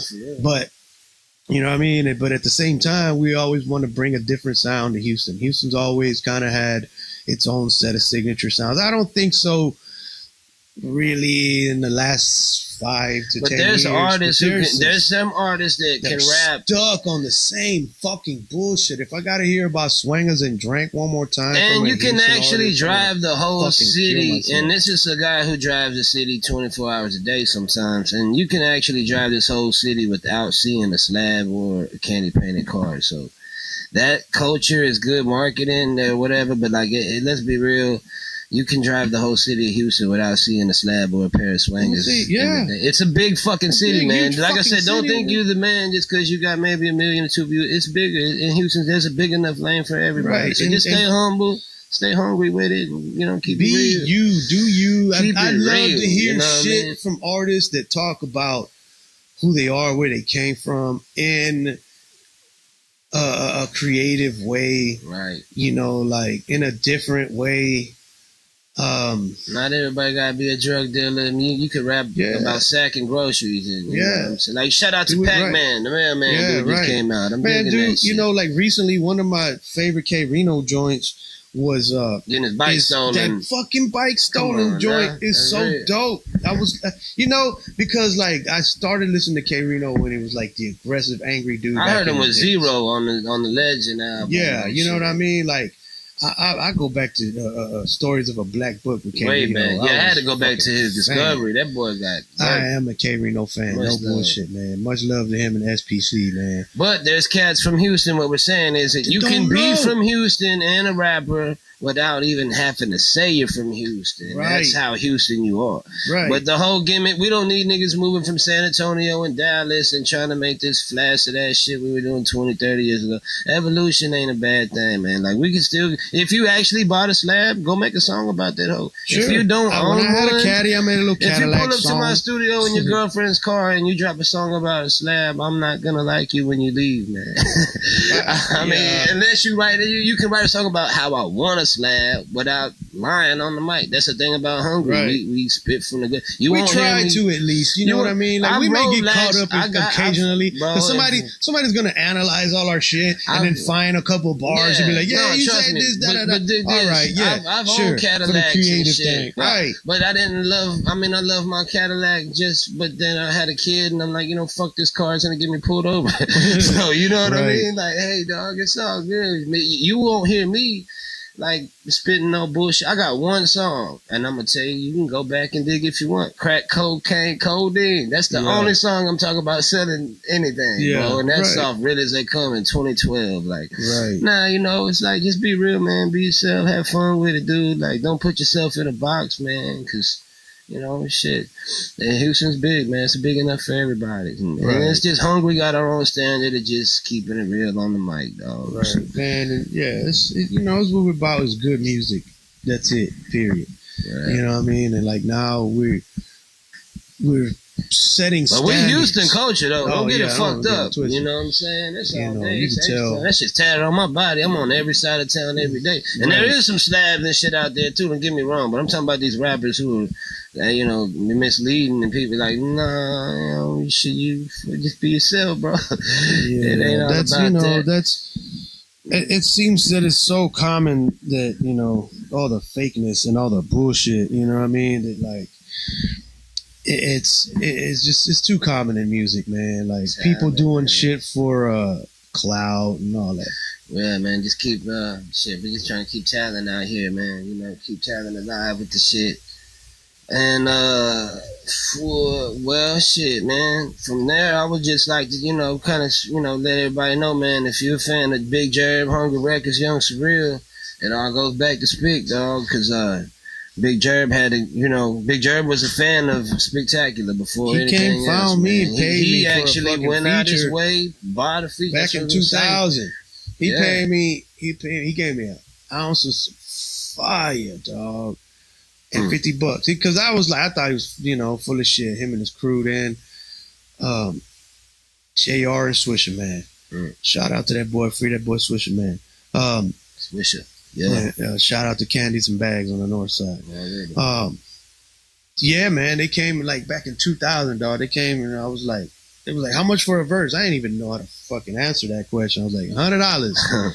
You know what I mean? Like everything is $100. You get me to walk out my door for $100. Fuck it. You know what I'm saying? Right. So like $100. I didn't think they was gonna do it. They showed up like the next day. It was like, look, we got 50 and it's ounces of some badass fucking Reggie. That shit was like, like I said, man, back in them days. Let's make a deal. It was like, bro, like, all right, cool, fuck. It was like, it was nothing to me anyways. I didn't even, I get to the studio and I write on spot and I'll murder and then. Yeah, he told me you killed that shit and man, it's high as fuck. That. Well, them boys, I got all barred out and them boys had fucking picked me up. That's how long ago it was. I didn't have a fucking car. They went out their way to come fuck with you though. That's what I'm. They took me to a studio way on the southwest side of town. So I was all barred out. I fell asleep in the car. I was drooling on the window, face offs. I don't even know these dudes, but I just jumped in their car for hip hop. You know what I'm saying? Real, and for a few bucks. And I've drooled on myself. I'm looking a hot mess. I'm fucking barred out. I don't even know these dudes, man. They could, whatever. You know what I'm saying? They can't pick me up at my studio. That's how wild it was, though. They can't pick me up at my studio. They already had their studio session booked somewhere else. Like, they could have just robbed me and stole my shit. Yeah. You know what I mean? Like, so they can't pick me up at my studio, drove me across town to another studio. I slept the whole way there. I woke up. And while they was recording their verses, I heard the beat once or twice. And I was like, okay. I started writing. Then I went in the next room and I rolled a whole ounce in blunts. And then we smoked them hoes back to back while everybody did their verses. Fuck. I wrote mine while everybody was in there recording their shit. And then I went on that hoe and just spit my shit. And them motherfuckers was like, and then I went to go play pool. They had a pool table at the studio. I went to go play pool, finish smoking my sweets. And them boys was like, well, how the fuck did you do that? You just barely heard the beat. Like, they didn't even have the beat on CD or nothing. That's how old it was back in the days, where it's like you had to go to the studio to hear the beat because somebody didn't make a tape or, there wasn't no CD burners back then. You know what I'm saying? Like, you couldn't email a motherfucker a track. No, not at all. I didn't even know what these boys sounded like. And to tell you the truth, Gerb wasn't the strongest rapper back then because it didn't really stand out to me then. But he kept doing it. And about 5 years later, when he worked on his first solo album with Speedy, which is another producer, shout out to that boy Speedy Noriega. Well, you know what got him hungry? He said he got that little case where he shot at that dude and went on the run for 3 years. That's when he started writing his ass off. But that was later. Yeah, he got better. That was my point. Yeah. He got better. He got cold with it. And then Speedy Noriega shot me the music. And he was like, man, this dude wants to have Kickdoor Bandits on his album. And Kickdoor Bandits had broke up by then. Broke up? How gay. Well, we stopped doing music by then. But Speedy knew how to get in touch with me and he came found me. He was like, man, Speak, put me a verse on here. Big Gerb liked your shit. I didn't remember it was the homie from back in the days. You know what I'm saying? I didn't know. He sent it to me. There was a couple dudes on there. And then when Gerb verse came on, I called him. I was like, who the fuck is this guy? And I played it for him over the phone. He said, no, that's Gerb. That's him. That's his album that I'm producing and I'm about to put out. The Trust No One album. I had nothing to do with that album besides the fact that I made one. I'm on a verse. Feature. Yeah. I'm on a feature on there. And I did, kind of did my thing on that bitch. He liked it. He fucking loved it. He used to quote them verses to me all the time. Gerb. Yeah. Gerb was a fan of Spiktakula. I had quit doing music then. I had a nice job, just bought a house, Boy brought you out of retirement. And I was kind of working on some shit because I wasn't necessarily doing business with Kickdoor Records anymore, but they wanted to put out one more album on me. Mm-hmm. And I was like, all right, like I kind of either owed it to them and I owed it to myself to make it, but I wanted to do the album that I always wanted to do. Right. So I started working on For the Life of Me. It was just kind of slowly, some songs I built up through the years. And I let Gerb hear that. Y'all need to go listen to For the Life of Me, man. I jammed that motherfucker almost every other day, man. It's in my car. I jammed it the whole ride to Corpus. You can listen to it without skipping. It's on the man wrote, recorded, mixed, made the beat, and goddamn, man, that album is timeless. I stole an MPC out of Guitar Center to finish that, to make that album. That's real shit, though, man. Oh, you can hear it in the music, man. Yeah, when you man. hungry, man, it's a different sound, bro. Well, when Gerb heard some of them songs, he was like, God damn, bro, what the fuck are you doing? You're gonna stop rapping? You're gonna stop doing this shit? Really, like, though. And he was about to barely drop his first album, so he was like tripping, like, damn, dog, you've been doing it this long, all this shit, been through this and that, and then you just gonna quit, and then you have this, and you're not gonna put it out. So I was like, all right, well then I'm gonna make a fucking 20-something song. I'm gonna make, if it might be my last album, then I'm just gonna make this bitch right. I'm gonna make like 20-something songs. I always wanted to make something like Big Pun's Capital Punishment. When I told Gerb that, he was like, yeah, Big Pun was his favorite motherfucker. That was true story, yeah. And so I was like, all right, I'm gonna finish the album. And then he got on a few more joints on that album with me, man. And yeah, he knew what he was doing. He wasn't finna let you quit for nothing, dog. And then, I started to show him, I got back into rapper mode and I started to show him, like, look, he had his CDs pressed up and I went and had mine. And then, man, we started back at the bottom again, man. Started doing shows. Gerb was promoting the show. What was that spot in Denver Harbor, man? Emiliano's. We did a show at Emiliano's. And if anybody who knows Emiliano's, right there in Denver Harbor and shit. In Denver Harbor, it's a little fucking sports bar. It's not like nothing. It's not but it's not like a normal music. It's not a music venue. It's nothing. Not like you know what I mean? Like, let's just say like this: they're mopping blood out on the floor every night at that joint. Yeah, plenty niggas. The night we was there performing, it happened like that. Right. But it just so happened to be that we kind of did our thing, and then they liked us. So, so that night I showed Gerb how he was like, man, what do I do with these CDs? How do I sell them to this crowd here? Like, Gerb didn't really like to even sell his music. He would always give it away, man. He wanted people to just hear him. But I was like, nah, bro, that cost you money to make. Let's make your money back. So, man, I took a fucking 10 of his CDs. I took 10 of mine. I walked around to everybody in that joint by myself, like, hey man, y'all dug what we did. We got some music here for sale. You know what I'm saying? Yeah, he had all them years of doing it before him, so he soaked a lot of game up for me. Yeah, at the end of the night, we were at the trunk of the car, all drunk as shit, and just kind of chilling, rolling blunts, and I emptied my pockets, man, and threw cash on the thing. There you go, dog. Straight out. All them CDs I just turned to cash, dog. Here's your half. Here's my half. He didn't want to take it. That was the only argument I ever had with Gerb. It was any time that you're trying to pay a tab or he wanted to pay you for something. Go fucking embarrass me. Put your money back in your pocket. Yeah, exactly what he would tell you. You couldn't even put a tip on the table, dog. Yeah. He would look at you. He just had a way of looking at you like it was an insult. Yeah, so it was like, hey, man. And that's the only time we would argue, because he would be like, fucking want to pay me a little, for my time for recording and doing the mix and master and all the studio shit. You know what I'm saying? Like, he recognized I did a lot of shit for the label, man. It's because of the guy that knows how to do that shit. You know what I mean? Yeah. And like, I'd just rather get it done and save money to do that, to put our money into marketing, to put money more into buying more product, buying more equipment. You know what I mean? I'm all about reinvesting and shit. So, you know, if we could save money doing it, you know, right now we could be renting out somebody's podcast studio with nice mics. Nah, we do it real yourself. cameras. My fucking iPhone just died, so we don't have no video. Yeah, footage. no, you know what I'm saying? But like, do it yourself artists over here for sure. It's hungry town. And that's but that's the thing. It goes back to what we were talking about H-Town. It's like a H-Town thing to do it on your own and to be successful and to like, you know, it's part of our. We're dead center. We're culture. dead center. Yeah, like this ain't East Coast or West Coast. Houston is like the New York or the Hollywood of Texas. Yeah, you know what I mean. Yeah. And so especially in music. Yeah, you can do it yourself out here, but you literally gotta do it yourself out here. But it's never been easy.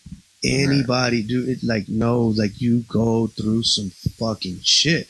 It's hard than a motherfucker, man. And the way the game is set up, it makes everything look easy and shiny and nice and like, you know, you're a rapper, so you must be balling. Shit, yeah, that gets you a lot of pussy. A real businessman like myself, man, I see all the money that goes into it. The return ain't all that great. So some cats, man, you know, a real smart businessman, I drop some money on this and see how slow the return is and be like, nah, next time I'm gonna fuck that. I'm gonna go put money somewhere else. On an independent level, you know, or even on a major level. You gotta put some money into your show, man. Fuck you over. You gotta put your own money up, man. If you ain't willing to do that, then you might as well just, you know, find something else to do. And I ain't gonna say I ain't got the money. It's just after losing Gerb, it was just looking around, and what really fucked me up the most is within 24 hours, I'm seeing all these I miss my bro, RIP posts, but it's like, nigga, where were you 8 hours ago? Like, we ain't heard from you in months or years. And you know what I mean? I'm so real, I had to disconnect. That shit had me feeling some kind of way, and to the point where I really ain't got nothing to prove no more musically to come back out and do it. When Gerb passed away, we had just opened our studio. Yeah, we was running like downtown, publicly. Second Ward. We were just opened a little spot publicly just to test the waters out, because we'd already been in business about 5 years, and we've been breaking even. We had the Chow House studio money, you know what I mean? Like we were kind of doing it, you know what I'm saying? So I was like, all right, fuck it, let's open up the studio. The opportunity came about, and Surreal was like, I got a little spot, got a building right here, bring the equipment. Like, we opened up for business, and it started to. But by the time Gerb died, like, it was paying, the bills was paying themselves. You know what I mean? Like, we was in there working, and it was like, you know, we had enough clientele that it was like keeping the lights on. So we was, you know, it was starting to, it was starting to take off. I had an investor, I had some things going. It was a lot. Yeah. And I had just finished my first real solo, all original album besides a mixtape shit, me and Spik and Finna G, the guitar player. We were making an album at thin air, wanted to use as many live instruments as we could. Gerb got sick, and that's it. And I finished that album. Slowed down, yeah. I showed it to him, and he's like, "Don't do nothing with this album. I'm gonna release it. We're gonna do this right." Right. And he passed away, and from there, man, I shelved the album, and then I looked around at all the people that kind of was just fair weather, and I needed to get away. That's what I was headed with. That is that we started to get a shitload of business in the studio. Mm-hmm. Like, my phone was blowing my shit dry as fuck now, but my phone was blowing the fuck up for business in the studio. And it just seems like like, first of all, I don't want your pity. You know what I mean? Like, I don't want your pity business. I don't want your pity money. Like, no, don't give me none of that bullshit. You know what I mean? Like, Gerb was an honest, cool motherfucker. He never dealt with bullshit. Yeah. I don't deal with bullshit. You know what I mean? Like, that's a fact. And man, we shut it down, turning away the fakeness, man. A lot of cloud chasers. A lot of with that shit. Like, I can't fake smile and shake hands and fake love. And then when it comes to my homie, you better not give me no fake condolences, bro. Like, right. You know what I mean? A lot of people, man, and a lot of people that we forgot to shout out and all that, but they know who they are. Man, that they showed us a lot of love, man, and they was like, you know what I mean? Because Gerb was cool with them. Yeah, they had their own experiences. Oh, buddy gave us the show, you know, afterwards, the memorial show we did for Gerb. You know what I mean? A lot of people really everybody who showed up that night. Mr. Prophet, Man, he fucking stepped. He looked out on a lot of business, man. I seen a lot of people come to that memorial show we did shortly after he passed away. I want to shout out to everybody who was there. Everybody I seen with tears in their eyes, man. Everybody that paid any kind of respect, man. Y'all A1 in my book. You can get anything you need from me. Just call me. The thing about it is now is that we ain't ghosts, man. We still here. So it's like, if you love Gerb and you supported him while he was alive, you can still support him to this day. Come holler at it. No matter how unapproachable we may look, we're not Gerb. We're not friendly and cool as him, but we respect y'all. If you was gonna work with him, and you had planned to work with him, you can still. We got verses unreleased, man. We got enough to do this shit to the end of time. I could get you Big Gerb acapellas, but the thing is that don't expect shit for free. Nah, man. Because respect the game a little bit more. One, he's never gonna drop another verse again, and two, he did music because his goal was to provide for his family. And I'm gonna tell y'all this: all them downloads go to his family. Surreal and I, we do own Big Gerb's music masters, but his music is distributed by Soul South only, so we don't have a hand in his financial business. So his people are paid. Yeah, them accounts are synced to his family. So I don't think we're over here cloud chase. We're not about none of that capitalized shit. We don't make any money off. Don't get it twisted. We do not make any money off, and which is something that he would be kind of mad at us about. He'd be like, "Get your money, Spik." That's one thing. Get your money, bro. But not when it comes to this right here. This you know what I mean? Like, everything that we do is a labor of love. You know what I mean? Like, we do this music because we love to do it. And we don't make any money off Big Gerb music. If you're gonna hand over cash to me for a Big Gerb acapella, that money's I'm gonna send it to his family. You know what I'm saying?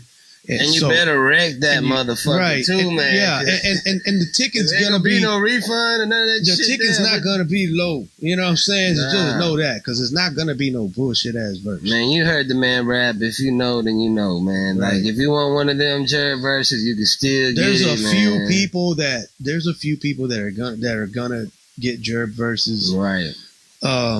Yeah, because it was in the works before he passed. And shout out to Slow Life, man. I definitely want to hear you on one of his vocals. Yeah, bro. Man, that's an upcoming producer. Silos, man. You know, he was man, showed me a lot of love on the strength of Spik, man. I'm looking forward to doing some work with him, and y'all can look out for that boy Yung Surreal too, man. I'm just lining up the plays. Doing our best during this whole COVID pandemic bullshit, and the slowdown of an economy, and all kind of, y'all know what the fuck's going on. We ain't got no live shows or nothing, but we'll be releasing music. We're real deal antisocial, man. We was planning to do Zoom shit and fucking Patreon and all that shit, then do living room shows way before this shit. I've been social distancing my whole fucking life. Yeah, you know what I mean? But we was gonna do it right and all the whole nine, but then things change, and so we had to kind of restructure. I'm sure fucking everybody does. That's how an independent label restructures. We're doing it that way, and then if you got any ideas or any type of anything, man, reach out to us. Holla at us, man. We've fucking came across so many dope producers on Instagram. Yeah. I wish my phone didn't die. That way I could go through the list and shout them out. Yeah. But old buddy and Jerry, what's that, Florida? New York, I can't call him, but he shot me a beat. That's love. Yeah, man. I'm mailing shirts out to people, makes man. Them on his iPhone and a fire. Yeah, man. I'm returning the love to all them guys, man. We got out here to the street. Because of technology, I placed the beat on Spice One. Yeah. With Spice One. Y'all check that out. Cash Flow by Spice One. West Coast legend. That's Spik on the track, man. That's a fire ass beat. But we're gonna keep it up, man. We're gonna come do this digital shit with y'all, man. And social media. Just expect to hear more and see more. We just had to let this shit be known and air it out. We are definitely not trying to be friendly with everybody. I'm against that. Maybe Spik might be cool with that, but I don't personally feel the need to like everybody, but I'm not a fucking hater. Just have your game tight, man. Impress me or say something I ain't heard or have a meaning to be doing music. Question why you're even doing the shit before you do it, man. If you're you're doing it to be cool for your ego, if you a cool ass nigga, I can respect that. But if you're just a cocky dickhead, like I ain't got nothing for you, man. This is for hungry artists. Snapchat. We make hungry music. You know what I'm saying? Be hungry. Yeah, man. Not saying you gotta be a broke rap nigga. We ain't broke. We just we ain't talking that. We talking about talent, bro. Not trying to be like somebody else or imitate your favorite rapper. I want to hear original, authentic music. You can't say anybody in Hongree Mob sound like anybody else, man. So you know, I stand by that. That's a standard we hold, man. But I want to work with new cats, man. You know, just don't be afraid, man. Yeah. Don't hold your nuts. And if we don't work with you, don't mean that we don't like you and we think that you're whack. It just might not be a good when I say I don't like everybody, that means I don't necessarily There's a lot of dudes we work with, you know, or asked us to work with them, and we haven't.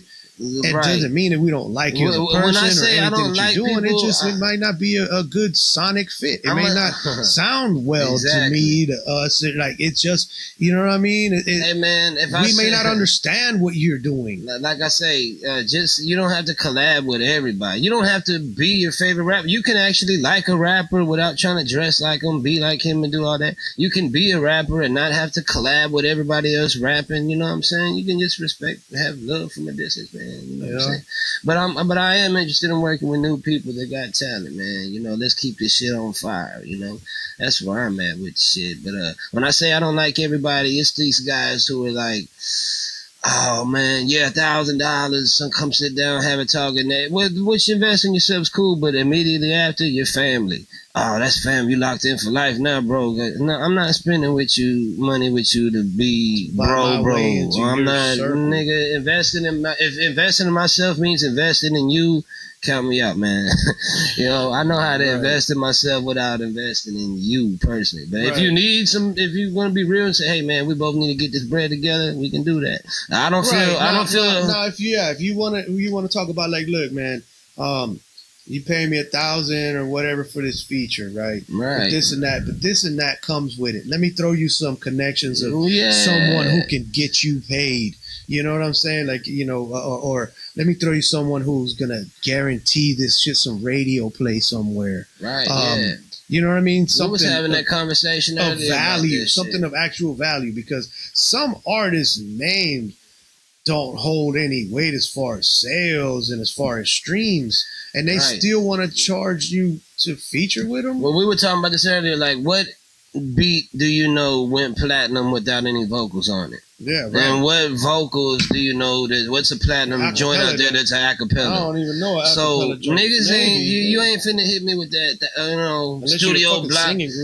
Studio block $1,000. Look, bro, you keep your studio over there. Whoever pays you $1,000, man, I congratulate you on that. But to me, I'm just as talented, and I know my worth just as much. I'm worth just as much as your equipment, nigga. Let's get the money together. We'll split the royalty type shit, get the show money. But there's a lot of this people in the game just trying to hustle to get to the next leg, man, and you gotta weed that shit out. I'm working with people that are talented and hungry, but not fucking money hungry, trying to eat off somebody else's shit. Not nobody trying to nibble off your style or plagiarize ideas, or I want to collab and steal his fans. Like, nigga, it's mutual respect. If I hit you up, it's because I like your music. I think we can make a dope ass classic. I got many other hustles to get the bills paid. This shit right here is for the love of the game. Anybody, you know what I'm saying? That's what you want to collab. Well, let's collab on a business. Let's collab on some money.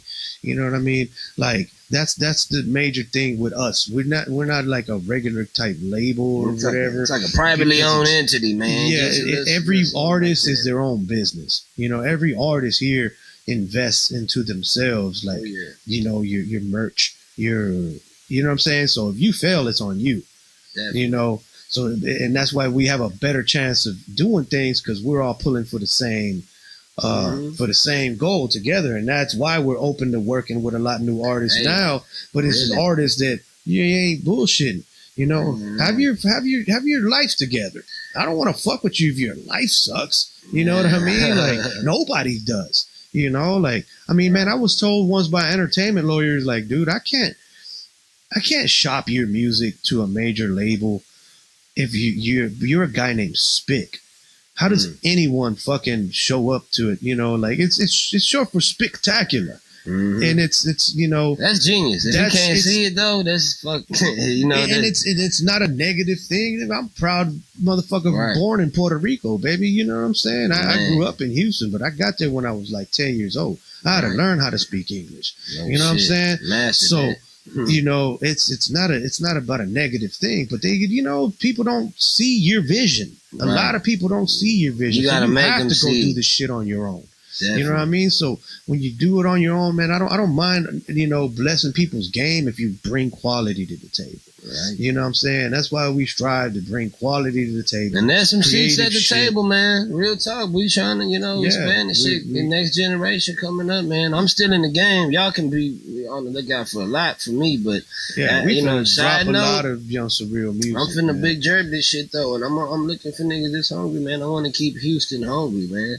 You know? So it's like, let's keep this shit going, man. And fuck, I don't want to say too much on this first little podcast shit, man. But we got 2 hours in. We got a lot of shit out there. Fuck, that's a podcast, man. If you made it this far, your ass is solid, man. Right. Much love, man. But we can ramble all day. We're gonna go ahead and round it out to 2 hours, man. We just, we roll one. We just kind of had to get a little bit off our chest on certain things. There's a lot of people who are curious of the origins, man, and then we didn't get to talk too much about Tone Gorilla, Chicago, but fortunately we already have a fucking audio recording of him, so we can put out that one. We can put out Big Gerb. We have little things in the can that, you know. We're gonna have Unique pull up, you know, for y'all that wanna, you know, get the backstory on her. We're gonna get her back out there, and you know, anybody new in the game that wanna sit down with us, man, we can arrange this thing and hopefully keep this little podcast going. Just because, you know, the music's great, but then, you know, this commentary, man, is very necessary. We want people to know who we are,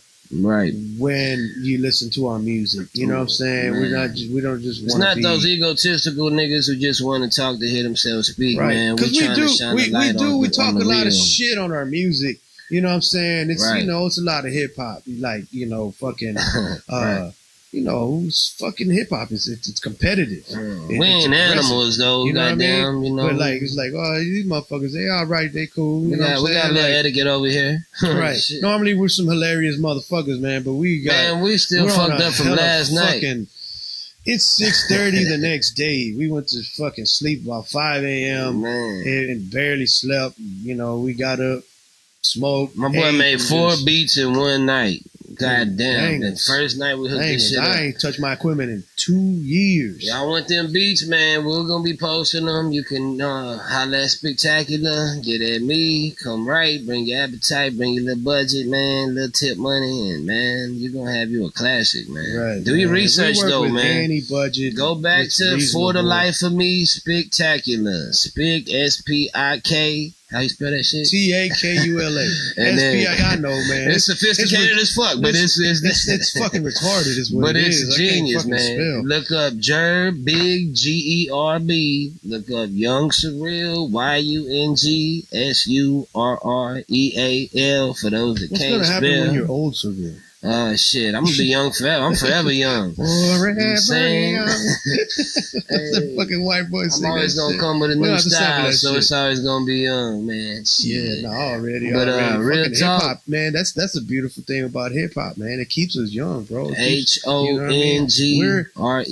man. HONGREE. That's it. If you got beef with Hongree Records, you can eat shit. For new people that ain't heard, man, go back and look up all that shit, man. Yeah. Trust No One, Leftovers, the 2-disc album Hunger Pains, Unique, Fuck Love, and the list goes on. It's all out there. It's on YouTube. It's on I promise you can't go wrong. There's something for everybody. The production, you'll hear Spik's production, you'll hear Gerb's bars, you'll hear me doing the food, Unique's crafty, creative ass, and we ain't going nowhere, She's one of my favorite fucking MCs, man. Her man, Big Gerb, she got a hell of a story. We're gonna have to have her on here. She's holding it down for Second Ward, you know. First time I hung out with Unique, I went and picked her up and to get her eye stitched. She got her head split from some wild shit. Girl.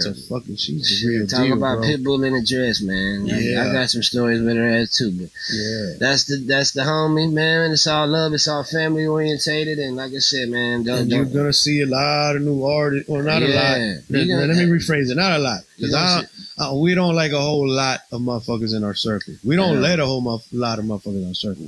But really, you know, we are starting to be that way. We have some people in mind, man, and it's gonna be anybody dope. that we get behind, you're gonna see them shine, man. I guarantee you that. And everyone you hear from Hongree is just, hey, man, you know for sure that it's dope. And you heard the way Spik did it, man. He went out and met SPM. You know what I'm saying? Gerb went out and tracked Spik down. I went down and tracked down Gerb. So it's like, hey, man, if you feeling the vibe, you want to create your own sound over here. You don't want to be like under the shadow of anybody else's style. Like we perfect that shit there. So come over here, we get your sound right, and we're gonna keep it alive, man. And Gerb's music is still gonna get put out back to back. So all the people who are just Gerb fans and don't really fucking care about me to Spik, don't worry, we got y'all niggas too. I'm gonna tell you, I'm so real. When I put out Gerb's last album, I took myself off verses just I would for give the him fact beats that I wanted people to hear on my him. album. Yeah, like we ain't. I always said in my magazine interview, I'm cold Gerb's ice water. So it ain't that egotistical bullshit over here, man. Like, you know. Yeah, I mean, and that's how we get independent down. Label full of real talented hustlers. If you got heat, if you come spit some heat, and you like a beat that I'm already on, or we have a song and it ain't been released, and you want that beat, we'll scratch that. You know what I'm saying? Like, man, if we do that shit for each other to finish albums and to always Gerb's first shit, man. This goes as far as ghost writing, vocal lessons from our singer. We write our own shit. Don't get it twisted. But we got you though. If y'all want, we care about the city that much to where if you need any kind of fucking help on some genuine shit, and you ain't afraid to ask. We don't fuck with know-it-alls. Yeah. You can't teach them shit. But if you know, and man, look, our fee is never like the kind of fee that like a regular songwriter or a regular producer would ask for. Or it ain't what we should ask for. Well, we should. Thank you. I just didn't want to sound like the arrogant asshole. Hey, I'll tell you straight. You know what I mean? Like, real talk. I mean, it's, you know, it's worth every dollar, even if it's a fucking dollar. Just come correct. Respect the game. Don't treat us nigga like anything less than, you know, what we are, man. Niggas out here living legends, man. We got this shit. And it's from the streets to the music. So that's just a little backstory on some of the shit. Spik got a lot more shit. Oh, it's gonna be a lot more, man. I got a lot more to say. Hopefully I get this dude to drive another 4 hours so we can fucking do another podcast for y'all. We're gonna get it popping though, man. And shit, just stay hungry, man. Stay tuned and shit. You know, fuck with that IG. I'm gonna stay pumping Instagram out. Yeah, they blackball me from Facebook and all that shit. We're looking for sponsors too for the podcast, man. So if you got any kind of business, anything, we're gonna, you know, we're gonna look out for Hongree edibles. Merch is still being printed. We got. If you got a business, any kind of anything, man, hit us up. We'll you know, we'll post you on our IG. We'll post you on the YouTube channel. We're building the website right now. All kind of shit, man. We got, you know, we keep it on pushing, man. We stay hungry. We're gonna keep doing shit, man. You want to grow with us?